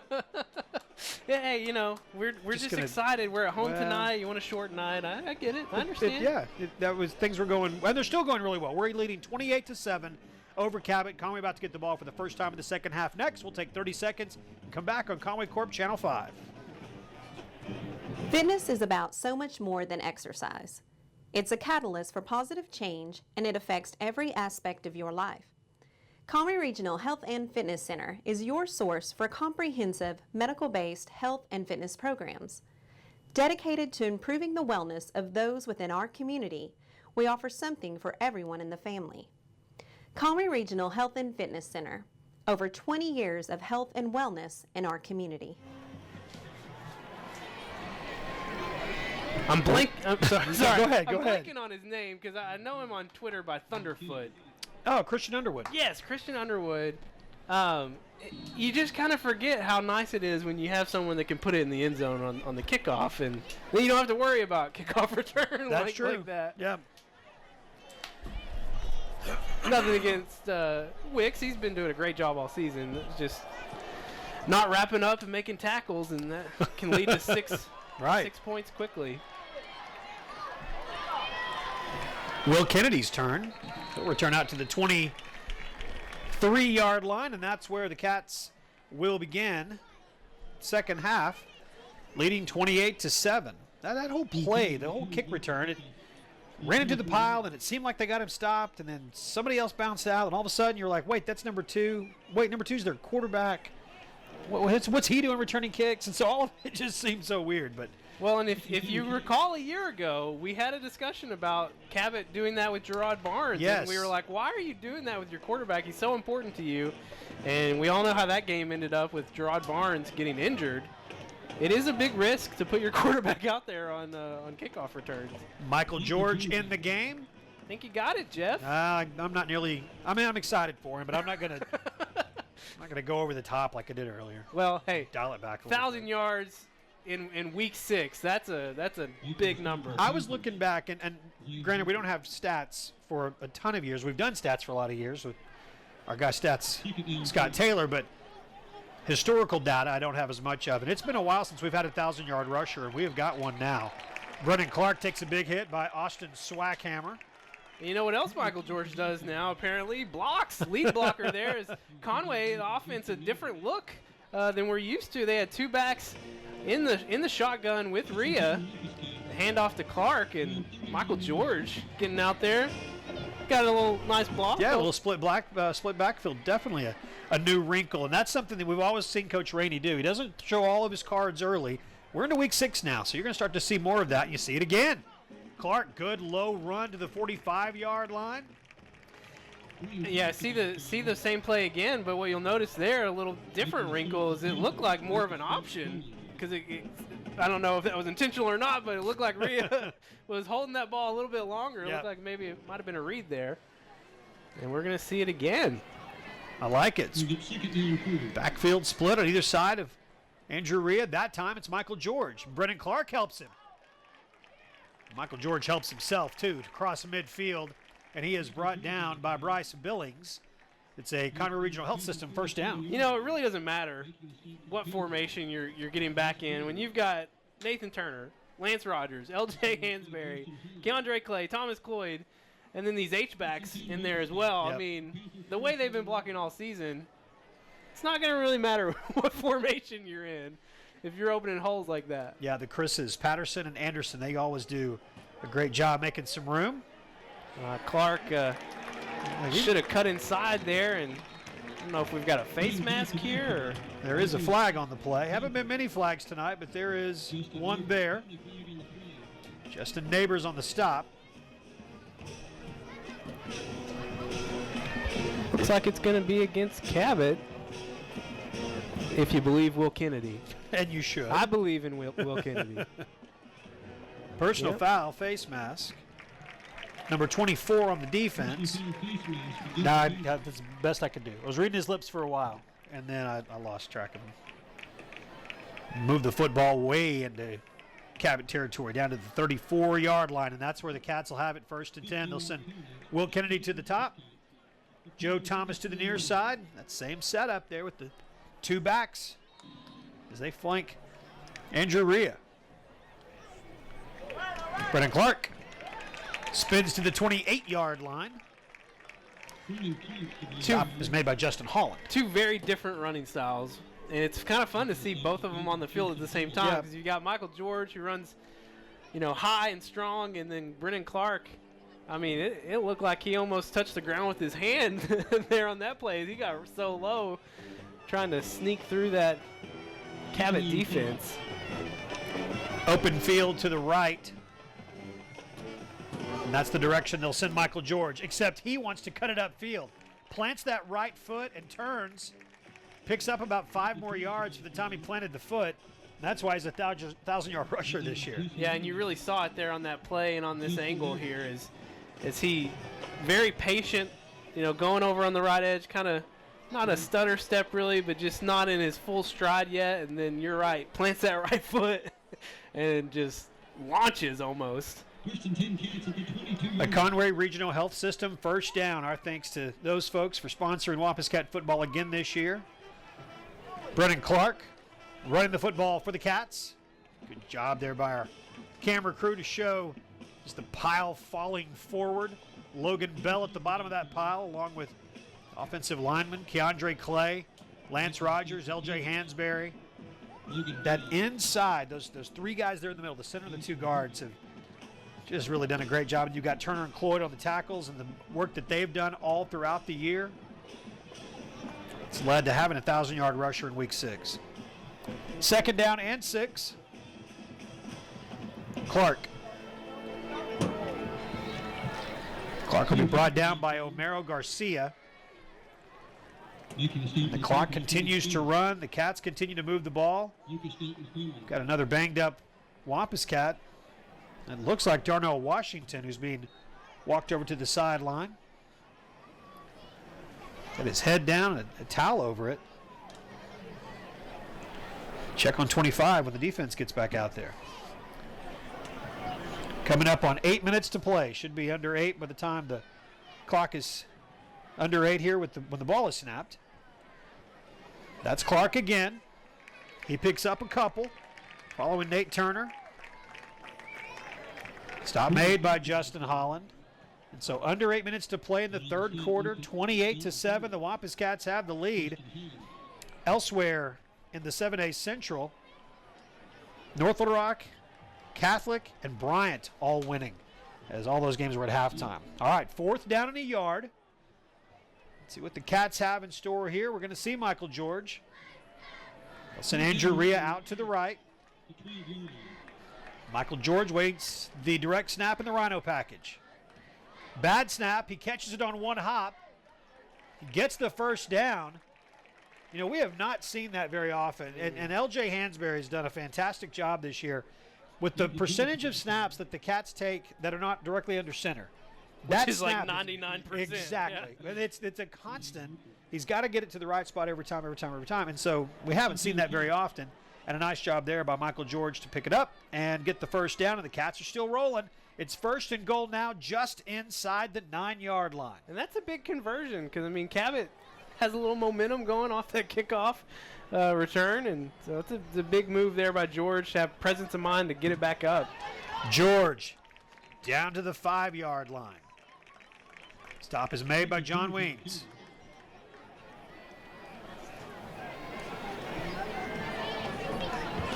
It's an interesting Wampus Cat team this year. You know, I know you get it a lot. People around town want to talk about the team and those wins that they had, that great run of games against Jonesboro, Bentonville, and Southside, and stubbed their toe a little bit last week against North Little Rock, but now coming out the way they are tonight, there's just excitement. It's well-rounded. They feel like they can do everything. They've got a 1,000-yard back that is doing everything right now, including scoring another touchdown. His third of the night.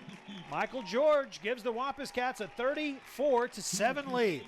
It's funny you say that because this week in talking to folks, I felt like I had to sell it a little bit because, you know, they'd ask how they're doing, and I'd say, well, they're 3-2. Yeah. They're coming off a loss, but, like, they're better than 3-2. You know what I mean? Like, I felt like I kind of had to sell people on it a little bit because 3-2 doesn't sound like a great record, I guess, 5 games in. Well, and a 2-point loss to Springdale on the road, and that's an improved Springdale team. That wasn't a bad loss. And the North Little Rock team is ranked in the top 2 or 3 by everybody in the state. Another extra point by Jordan Wicks is perfect, and the Cats lead 35-7. They'll kick the ball off next, and they will tackle whoever catches it. You watch.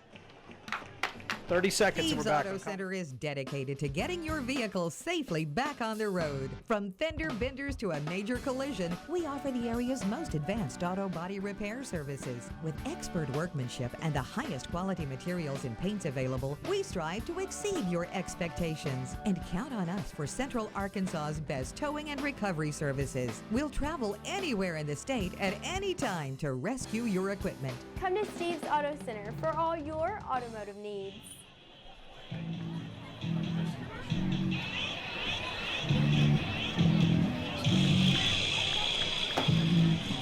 6:15 to play in the third quarter. Cats up 35-7. Michael George, 17 carries, 169 yards, and 3 scores for the senior. He goes over that 1,000-yard mark tonight. So 5 straight games, over 100 plus.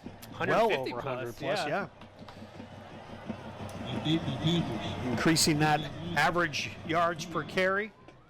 13 touchdowns now in the year.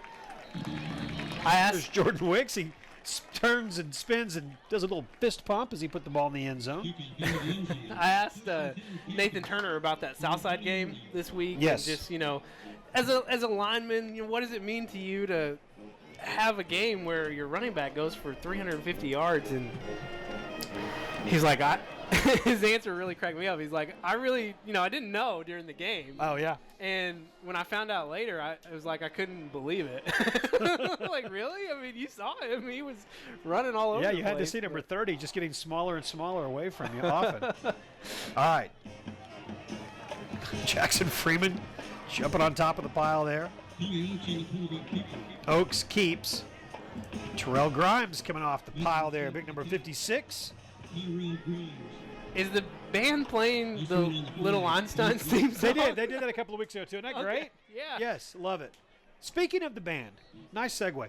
You know, in the third quarter, I learned this from Crystal Kemp, who's my boss in the public relations job that I have at Conway Corp, and her daughter's in the band, and she was telling me that, you know, this crunk crew that plays in the third quarter, Get this tackle here. It'll be third down coming up. Rogers on the carry. This Crunk crew, they are volunteers. These are kids who volunteer to be in this Crunk crew. Everybody else in the band gets the third quarter off.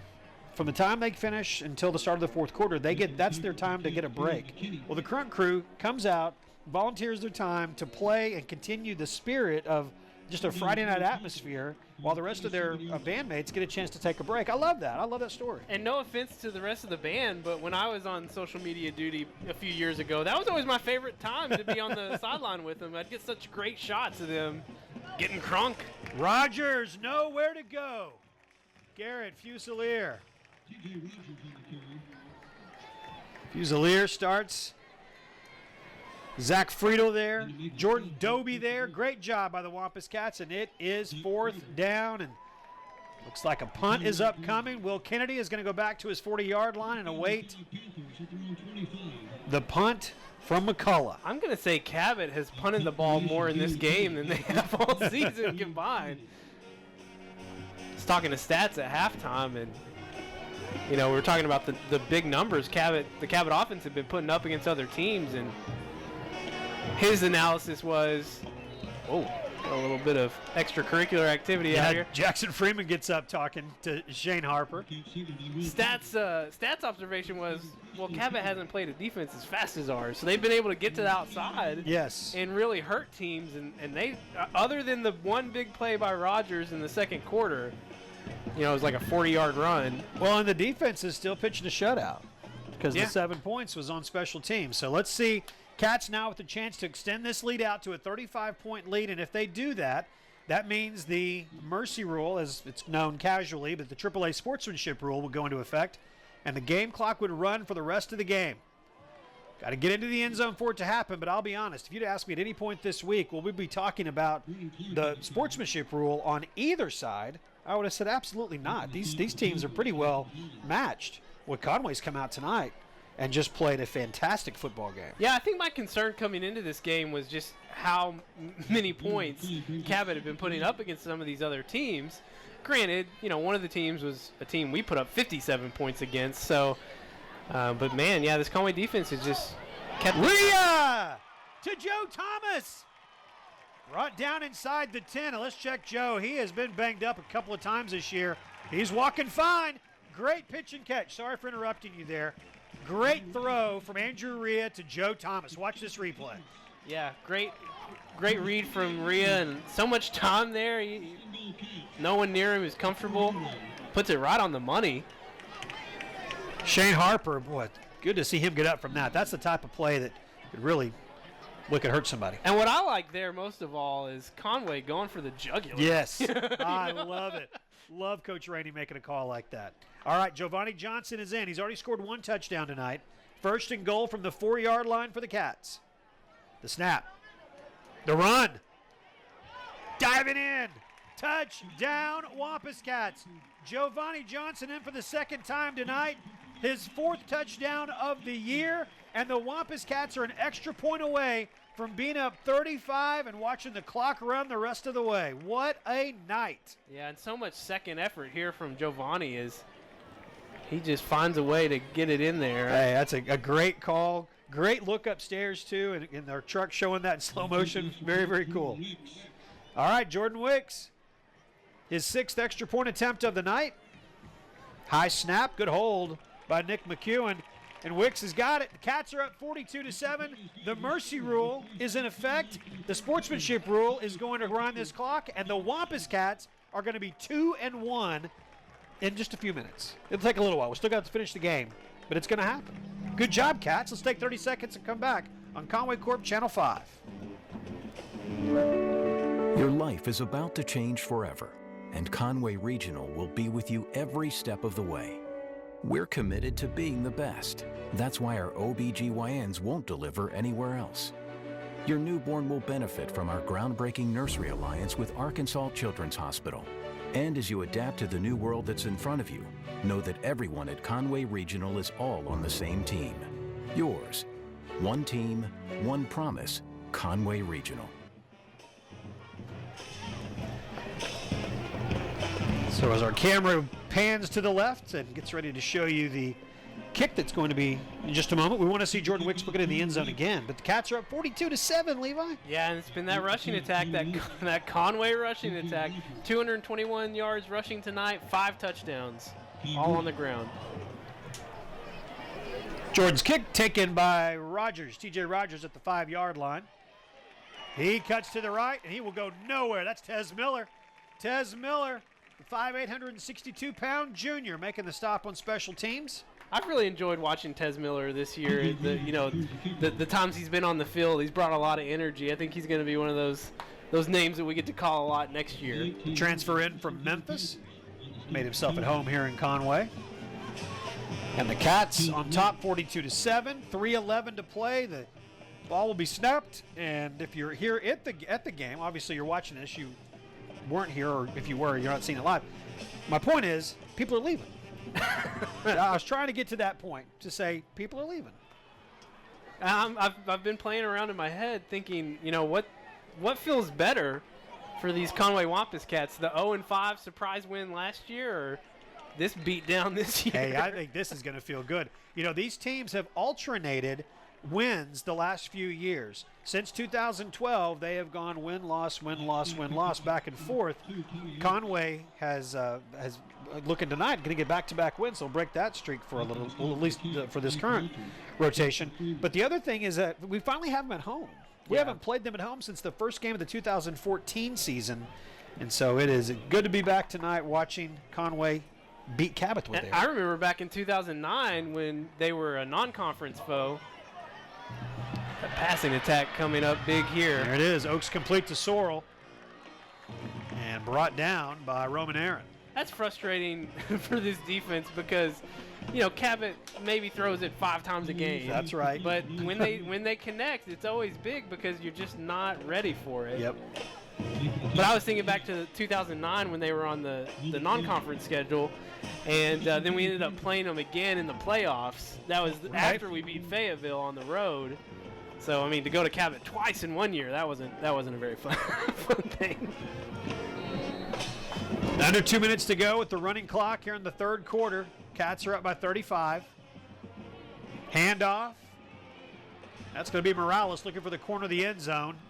And he'll get to the end zone. Morales scores first offensive touchdown of the night for the Cabot Panthers. Now, the only thing you don't want to happen is that you do not want them to get within 13 points. Because at this point, the Cats are going to win. The clock stops at this point, but I think our chances are pretty good to go ahead and get this victory.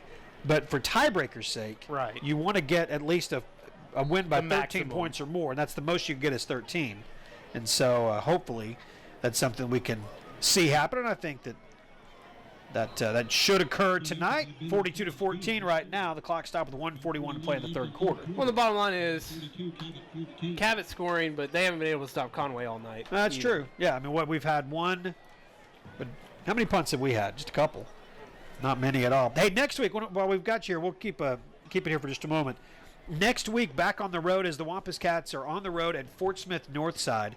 So that means Wampus Cats to go, which means we will be live on the air next week from Fort Smith Northside. And this week we'll be announcing, so watching social media, the winner of our Wampus Got to Go watch party. And so we've got our winner. Going to contact them next week and let them know that they've got it. We're going to bring over a ton of food. Got some very cool prizes from Conway Regional Health System and from Conway Corp. You'll get to watch the game with 10 of your friends and watch the Cats next week when we're on the road at Fort Smith Northside. Live next week, about 6:50 on the air, 7 o'clock for the kickoff. Think we see any funny business here? Oh, yeah. Cabot? Without question. Little onside kick Yeah, action? well, and I've kind of acting like this game's over. If they keep scoring that quickly. Yeah, it was a 3-play drive. They went 77 yards very, very quickly. So you certainly can't rest entirely. Feels a little better, but can't let your guard down all the way. McCullough, maybe he will kick off traditionally.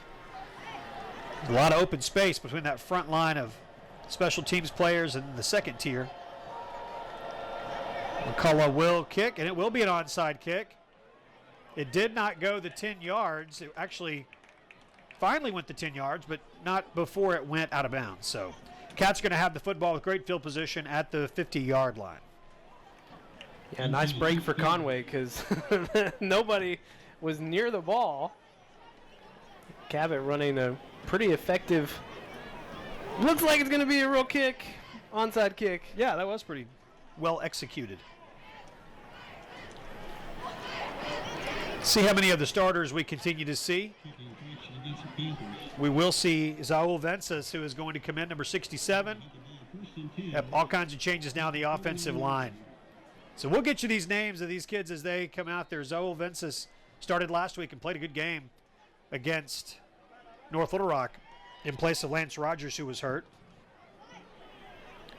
Robert Scott's out there, Thomas Cloyd, L.J. Hansberry. So some of the usual suspects there on the right side of the line of scrimmage. Yeah, another thing Conway has to be careful of here is little jawing going on after the plays, and you don't want to make any mistakes here that cost you with a penalty.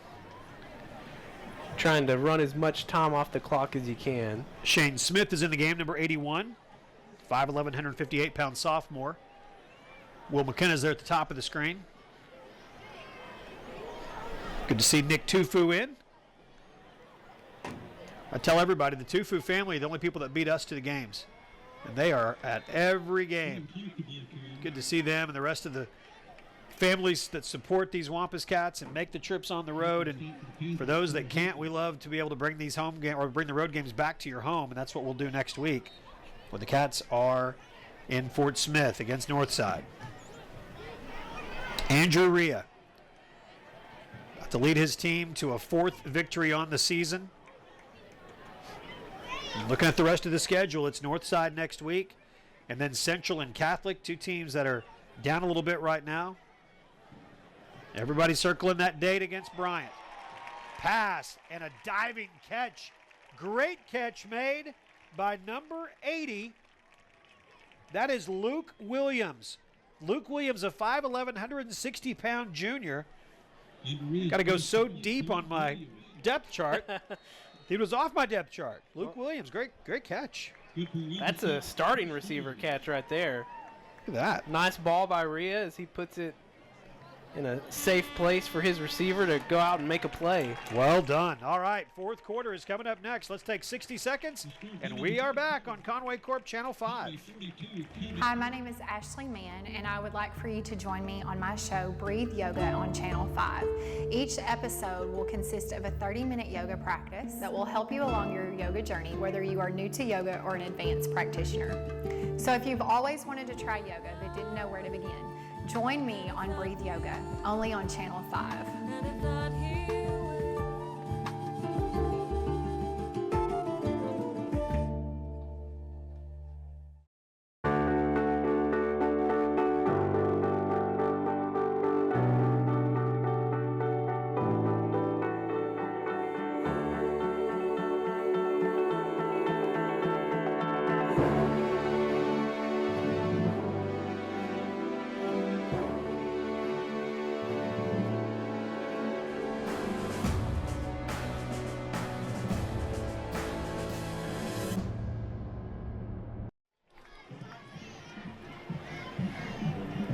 42-14, the Wampus Cats have the big lead as we go to the 4th quarter. Yeah, it looks like a final line tonight for Michael George. 17 carries, 169, and 3 touchdowns. Andrew Rhea, that last pass completion gets him to 100 yards passing tonight. And he needed to get to 209 to get to 1,000 passing yards, so he's not going to get that. But, I think what they're looking forward to the most is getting off this field with a win over a very good Cabot team. Cabot team that came in ranked 5 or 6 in the 7A poll with the 16 teams that are in 7A. So that's a top 3rd caliber team that you've really kind of taken it to tonight in a big way, 42-14. Yeah, and I mean, I think a lot of people were just surprised by the way Cabot came out. We talked about it some in the pregame. They graduated a lot of seniors from a very talented offensive team last year. And they've played well in non-conference and had a great start here to conference play, but they just hadn't played a team yet I think as talented as Conway has been, especially on the defensive side of the ball. Kerry McLean on the carry. Austin Swackhammer made the stop. Under 11 minutes to play.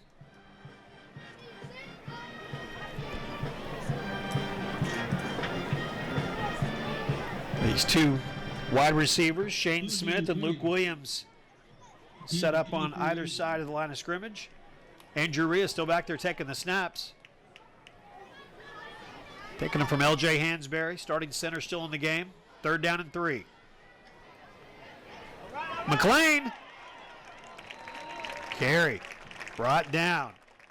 It's going to be real close to first down. I think they're giving it to him there. Got the first down. Good job by Carey McLean. Nice to see McLean get some action here. You see some his speed.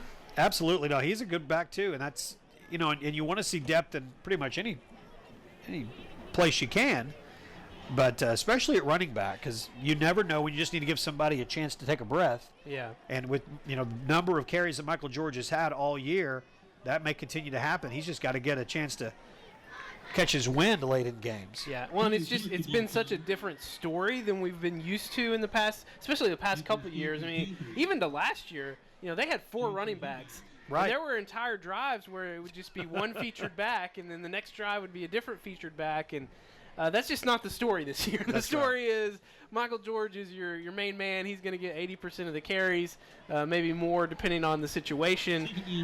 So we haven't really seen much of a third back. Well, of those 3 running backs coming into tonight, Michael had 108 carries. The other 2 combined for 35. So that's, you know, more than 2/3 the number greater. McLean. Carey McLean takes a big hit. Pushed out of bounds by Harper. And it's easy for me to get frustrated when, you know, I see a short yardage situation and I think, where's Michael George? Why isn't he in the game? But, you know, that's a lot of carries halfway through the season. Yeah. And there's way bigger games to play for. So I might have to cool my jets a little bit, want Michael George in every single play. And I mentioned earlier about that Catholic was down a little bit. That's actually a good football team with Sammy Johnson. Yeah. So that's coming up in a couple of weeks. Next week is Northside. Northside is much different than they have been in the past. Northside right now is 2-3, and they're losing to Little Rock Catholic, 2-3 overall. But they lost 9 kids. I think the number was 9. We'll know before next week when we do our research. But 9 kids that went on to play some form of college football. I mean, mostly on the defensive side of the ball. Including Trey Norwood, who is getting significant playing time for the Oklahoma Sooners right now. Inside the 3-yard line, Carey McLean again.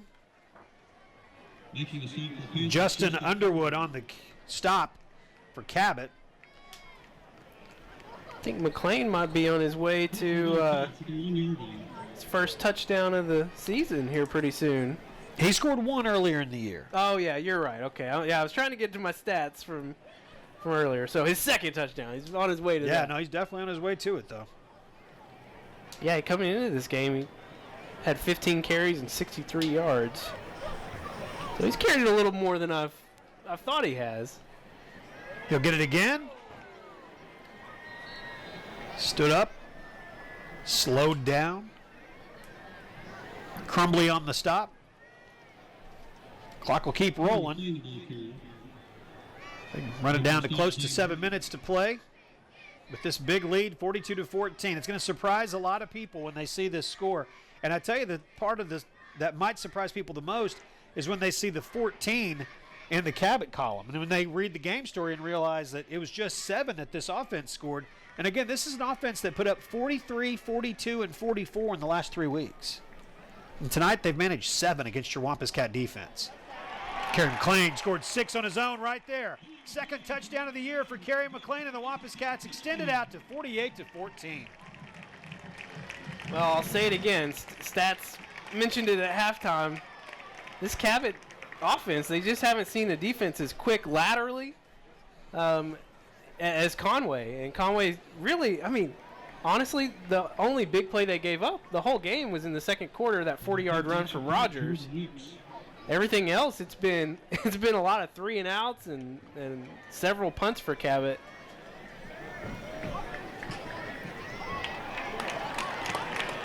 Extra point is up and through, and that is the 30th extra point of the year on 30 tries for Jordan Wicks. And that doesn't get enough credit, too. Because think about some of the games that we've seen. Some of our opponents have come in, they've missed an extra point, and then you're chasing that point the whole rest of the game. Yep.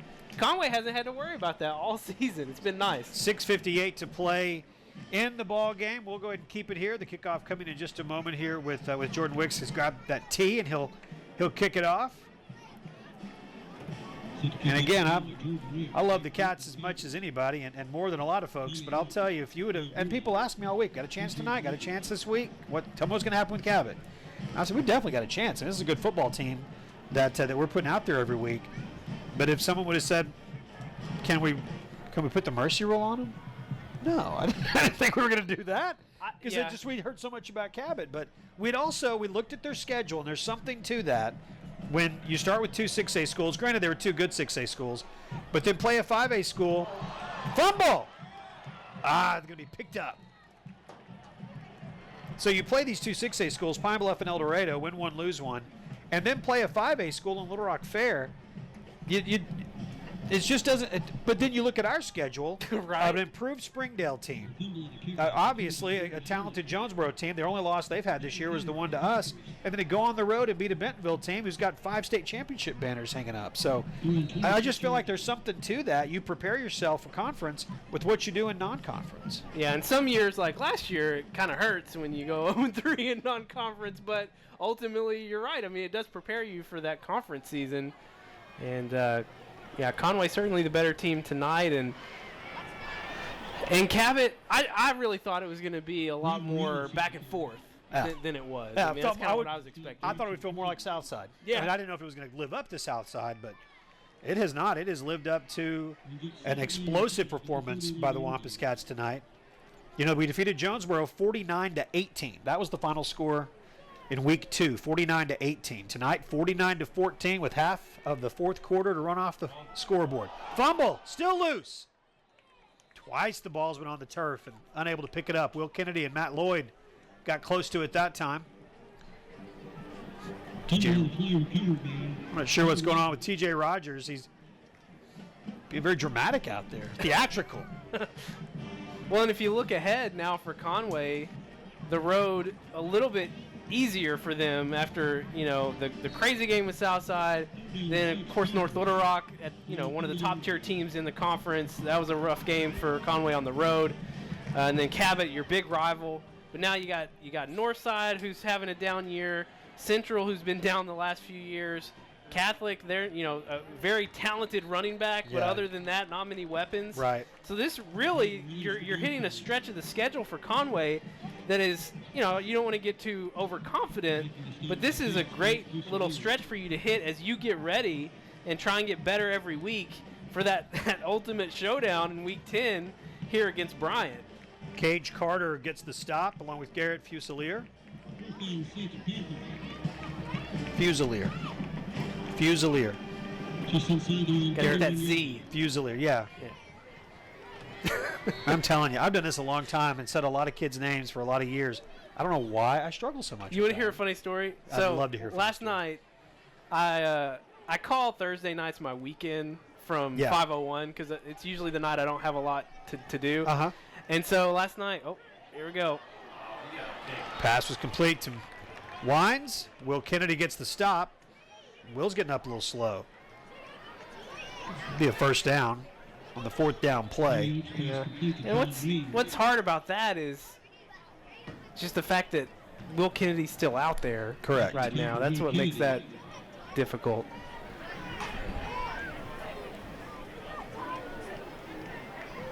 Well, they're going to want to make sure Will is okay. He had a big hit earlier when he tried to. We did a great job fielding a punt that if it would have gone past him would have gone probably 15 or 20 further yards. But you can tell he's banged up on that one. Coach Ashcraft out there, medical staff checking on him. Well, you want Will Kennedy to be all right in a huge way.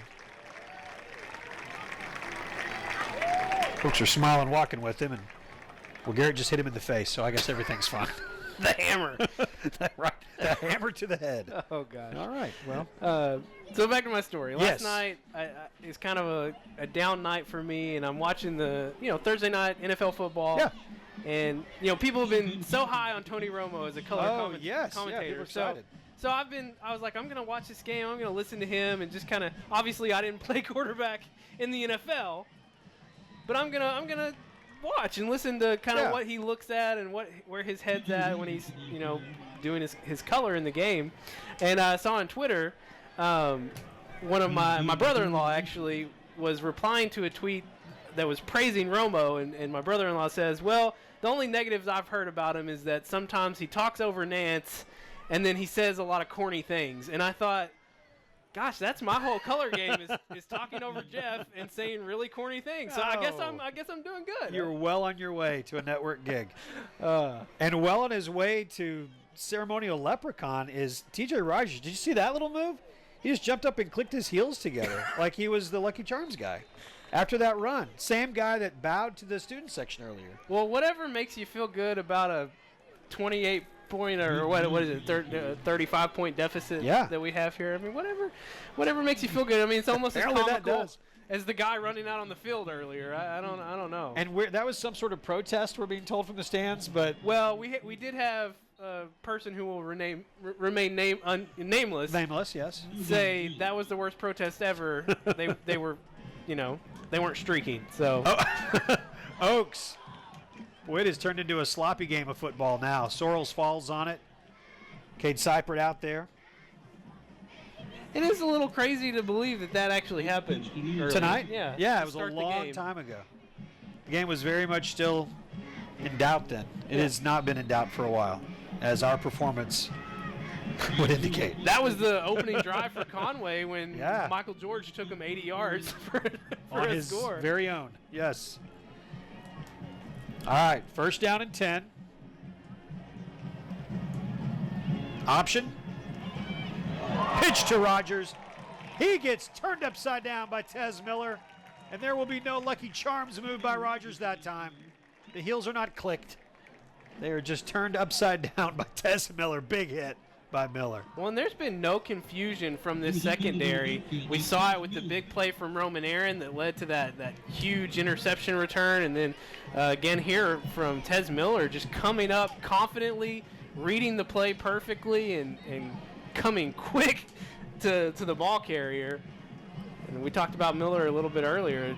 I think I'm excited to have that name, and I think we're going to have lots of big plays from him next year as well. Oaks throws incomplete. Tez Miller jumping up, swatting away at the football. Clock will continue to run with 1:43 to go, and the Cats are going to improve to 4-2 on the year. More importantly, 2-1 in conference play, and everything that's out ahead of them, which is winning conference. You're going to have a little help to do that because North Little Rock's in the driver's seat there for certain. But Bryant is out ahead of you. So even if Bryant continues to be unbeaten, if we can remain unbeaten, when we play Bryant week 10, a win over Bryant, we're tied, but we have the tiebreaker with a head-to-head victory. And so everything that we want is still out there. Tonight was a big hurdle to get over, and, man, did they clear it easily. Yeah, you need a little help, like you said, from Bryant, which, from what we saw of North Little Rock, I mean, I know they're 5-0 and 6-0 after tonight, but it's not the same quality of a 6-0 team that we saw from them a year ago. Agreed. They're just not world beaters like they were last year. And their coach said as much, too. He talked about how they're winning ugly. It's just not the same type of team as it was a year ago, but they are continuing to win. So, North Little Rock, Bryant will still play as the season goes along. And then, of course, Bryant will end the season here in Week 10. Boy, what a performance tonight. Clint Ashcroft's got to be pleased with the way his guys have played. Got a lot of the second-team guys that are in there now playing defense and making stops. You see Ricky Fuller out there, number 7. He's had a great season in special teams. You see Dallas McAllister, number 90. I got to mention this before we get to. I was at Tacos for Life last night. Okay. And one of the workers comes up to me and says, "You're Levi Gilbert, right?" And I said, "Yeah." And he said, "I'm Thomas. I play for the Wampus Cats." And I was like, "Oh, great." He goes, "I'm Biscuit." Biscuit. Yeah, and so I know the name Biscuit. Right, but you didn't know Thomas. I didn't know, him telling me he was Thomas, I didn't know who he was. But as soon as he said Biscuit, I knew who he was. Thomas Robertson is who you're talking about. He's a great young man. I had a chance to hear him speak actually a couple of times at events. Boy, what a night for the Wampus Cats. Fantastic performance. 49-14, the Cats get the statement victory over their rivals, the Cabot Panthers. We'll take 60 seconds and wrap this one up on Conway Corp Channel 5. At U.S. Truck Accessories, we've got everything you need to accessorize your ride. We carry a huge variety of truck accessories, including bed covers and camper shells painted to match your truck, starting at only $995. Plus, U.S. Truck Accessories is your trailer hitch headquarters. Whether you need a gooseneck hitch, fifth wheel, or receiver hitch, we've got you covered. We're also the area's newest Go-Light dealer. We offer quality products at competitive prices and installation on everything we sell. U.S. Truck Accessories, 1335 East Oak Street in Conway. At Legacy Fencing, we make an intentional effort to make the fencing process simple. Once you call our office, we will schedule a time to meet with you and understand the details of your project. Within 48 hours, you will receive an estimate. After you choose to proceed, a date will be set and your salesperson will bring our well-qualified installers to begin your fencing project. Only after you are completely satisfied, an invoice is mailed to you and even payment can be made over the phone. Quick, easy, and efficient. That's Legacy Fencing. It's fencing for a lifetime. There go the Wampus Cats, still running, still with tons of energy, heading down to the band. Great job by the band tonight at halftime, and good luck to them tomorrow as they are performing in the Showcase of Bands down at War Memorial Stadium. Great performance tonight by the Wampus Cats, 49-14 final score. Yeah, another great performance from Michael George, 169 yards tonight on 17 carries, 3 touchdowns, and Giovanni Johnson kind of leading the way as well in the ground game. 13 yards rushing, but 2 touchdowns, and also McLean getting a touchdown late for Conway, and they run for 252 yards as a team, 100 yards passing. Tonight had some nice pass plays and had the 1 interception, but overall looked pretty well. Got the sack, got the really big play on defense that led to a touchdown, so your defense scoring some points. It looks like getting a trophy out there. Nathan Turner. Whoa, top heavy. There you go, boys. Almost lost the trophy. Wow, that's a tall trophy, yeah. Yeah, Centennial Bank started handing that out a few years ago, and so it will stay here at John McConnell Stadium, the field house here. Indoor facilities where they'll put that, I believe. But actually, I think it goes in the arena, doesn't it? That's in the trophy case over there. Yeah. I think it's where all the trophies go. So, big win tonight for the Wampus Cats. They get the victory, 49-14. Any other final numbers or thoughts that come out to what was just a dominant performance? Well, they push on the turnover battle, so I'll take that as a win for Conway. Okay. Much better on third down tonight. They weren't in a lot of third down situations, but 4 of 7 tonight after only converting 16% last week, and just a overall dominant performance from really both sides of the ball. You had the one hiccup on special teams, giving up the kickoff return for a touchdown, but other than that, really positive outcome against your arch nemesis in Cabot. Great win. Okay, on the road next week against Northside, and then back home here for Central. That Central game in a couple of weeks will be homecoming. So 2 weeks from tonight, homecoming. That'll be a fun night as always. Congratulations to Coach Ashcraft and the Wampus Cats on a fantastic win tonight, 49-14 over the Cabot Panthers. Great job upstairs by our camera crew and everybody down in the truck. It was a really fun night. Great job by everyone, and hope that you've enjoyed the broadcast.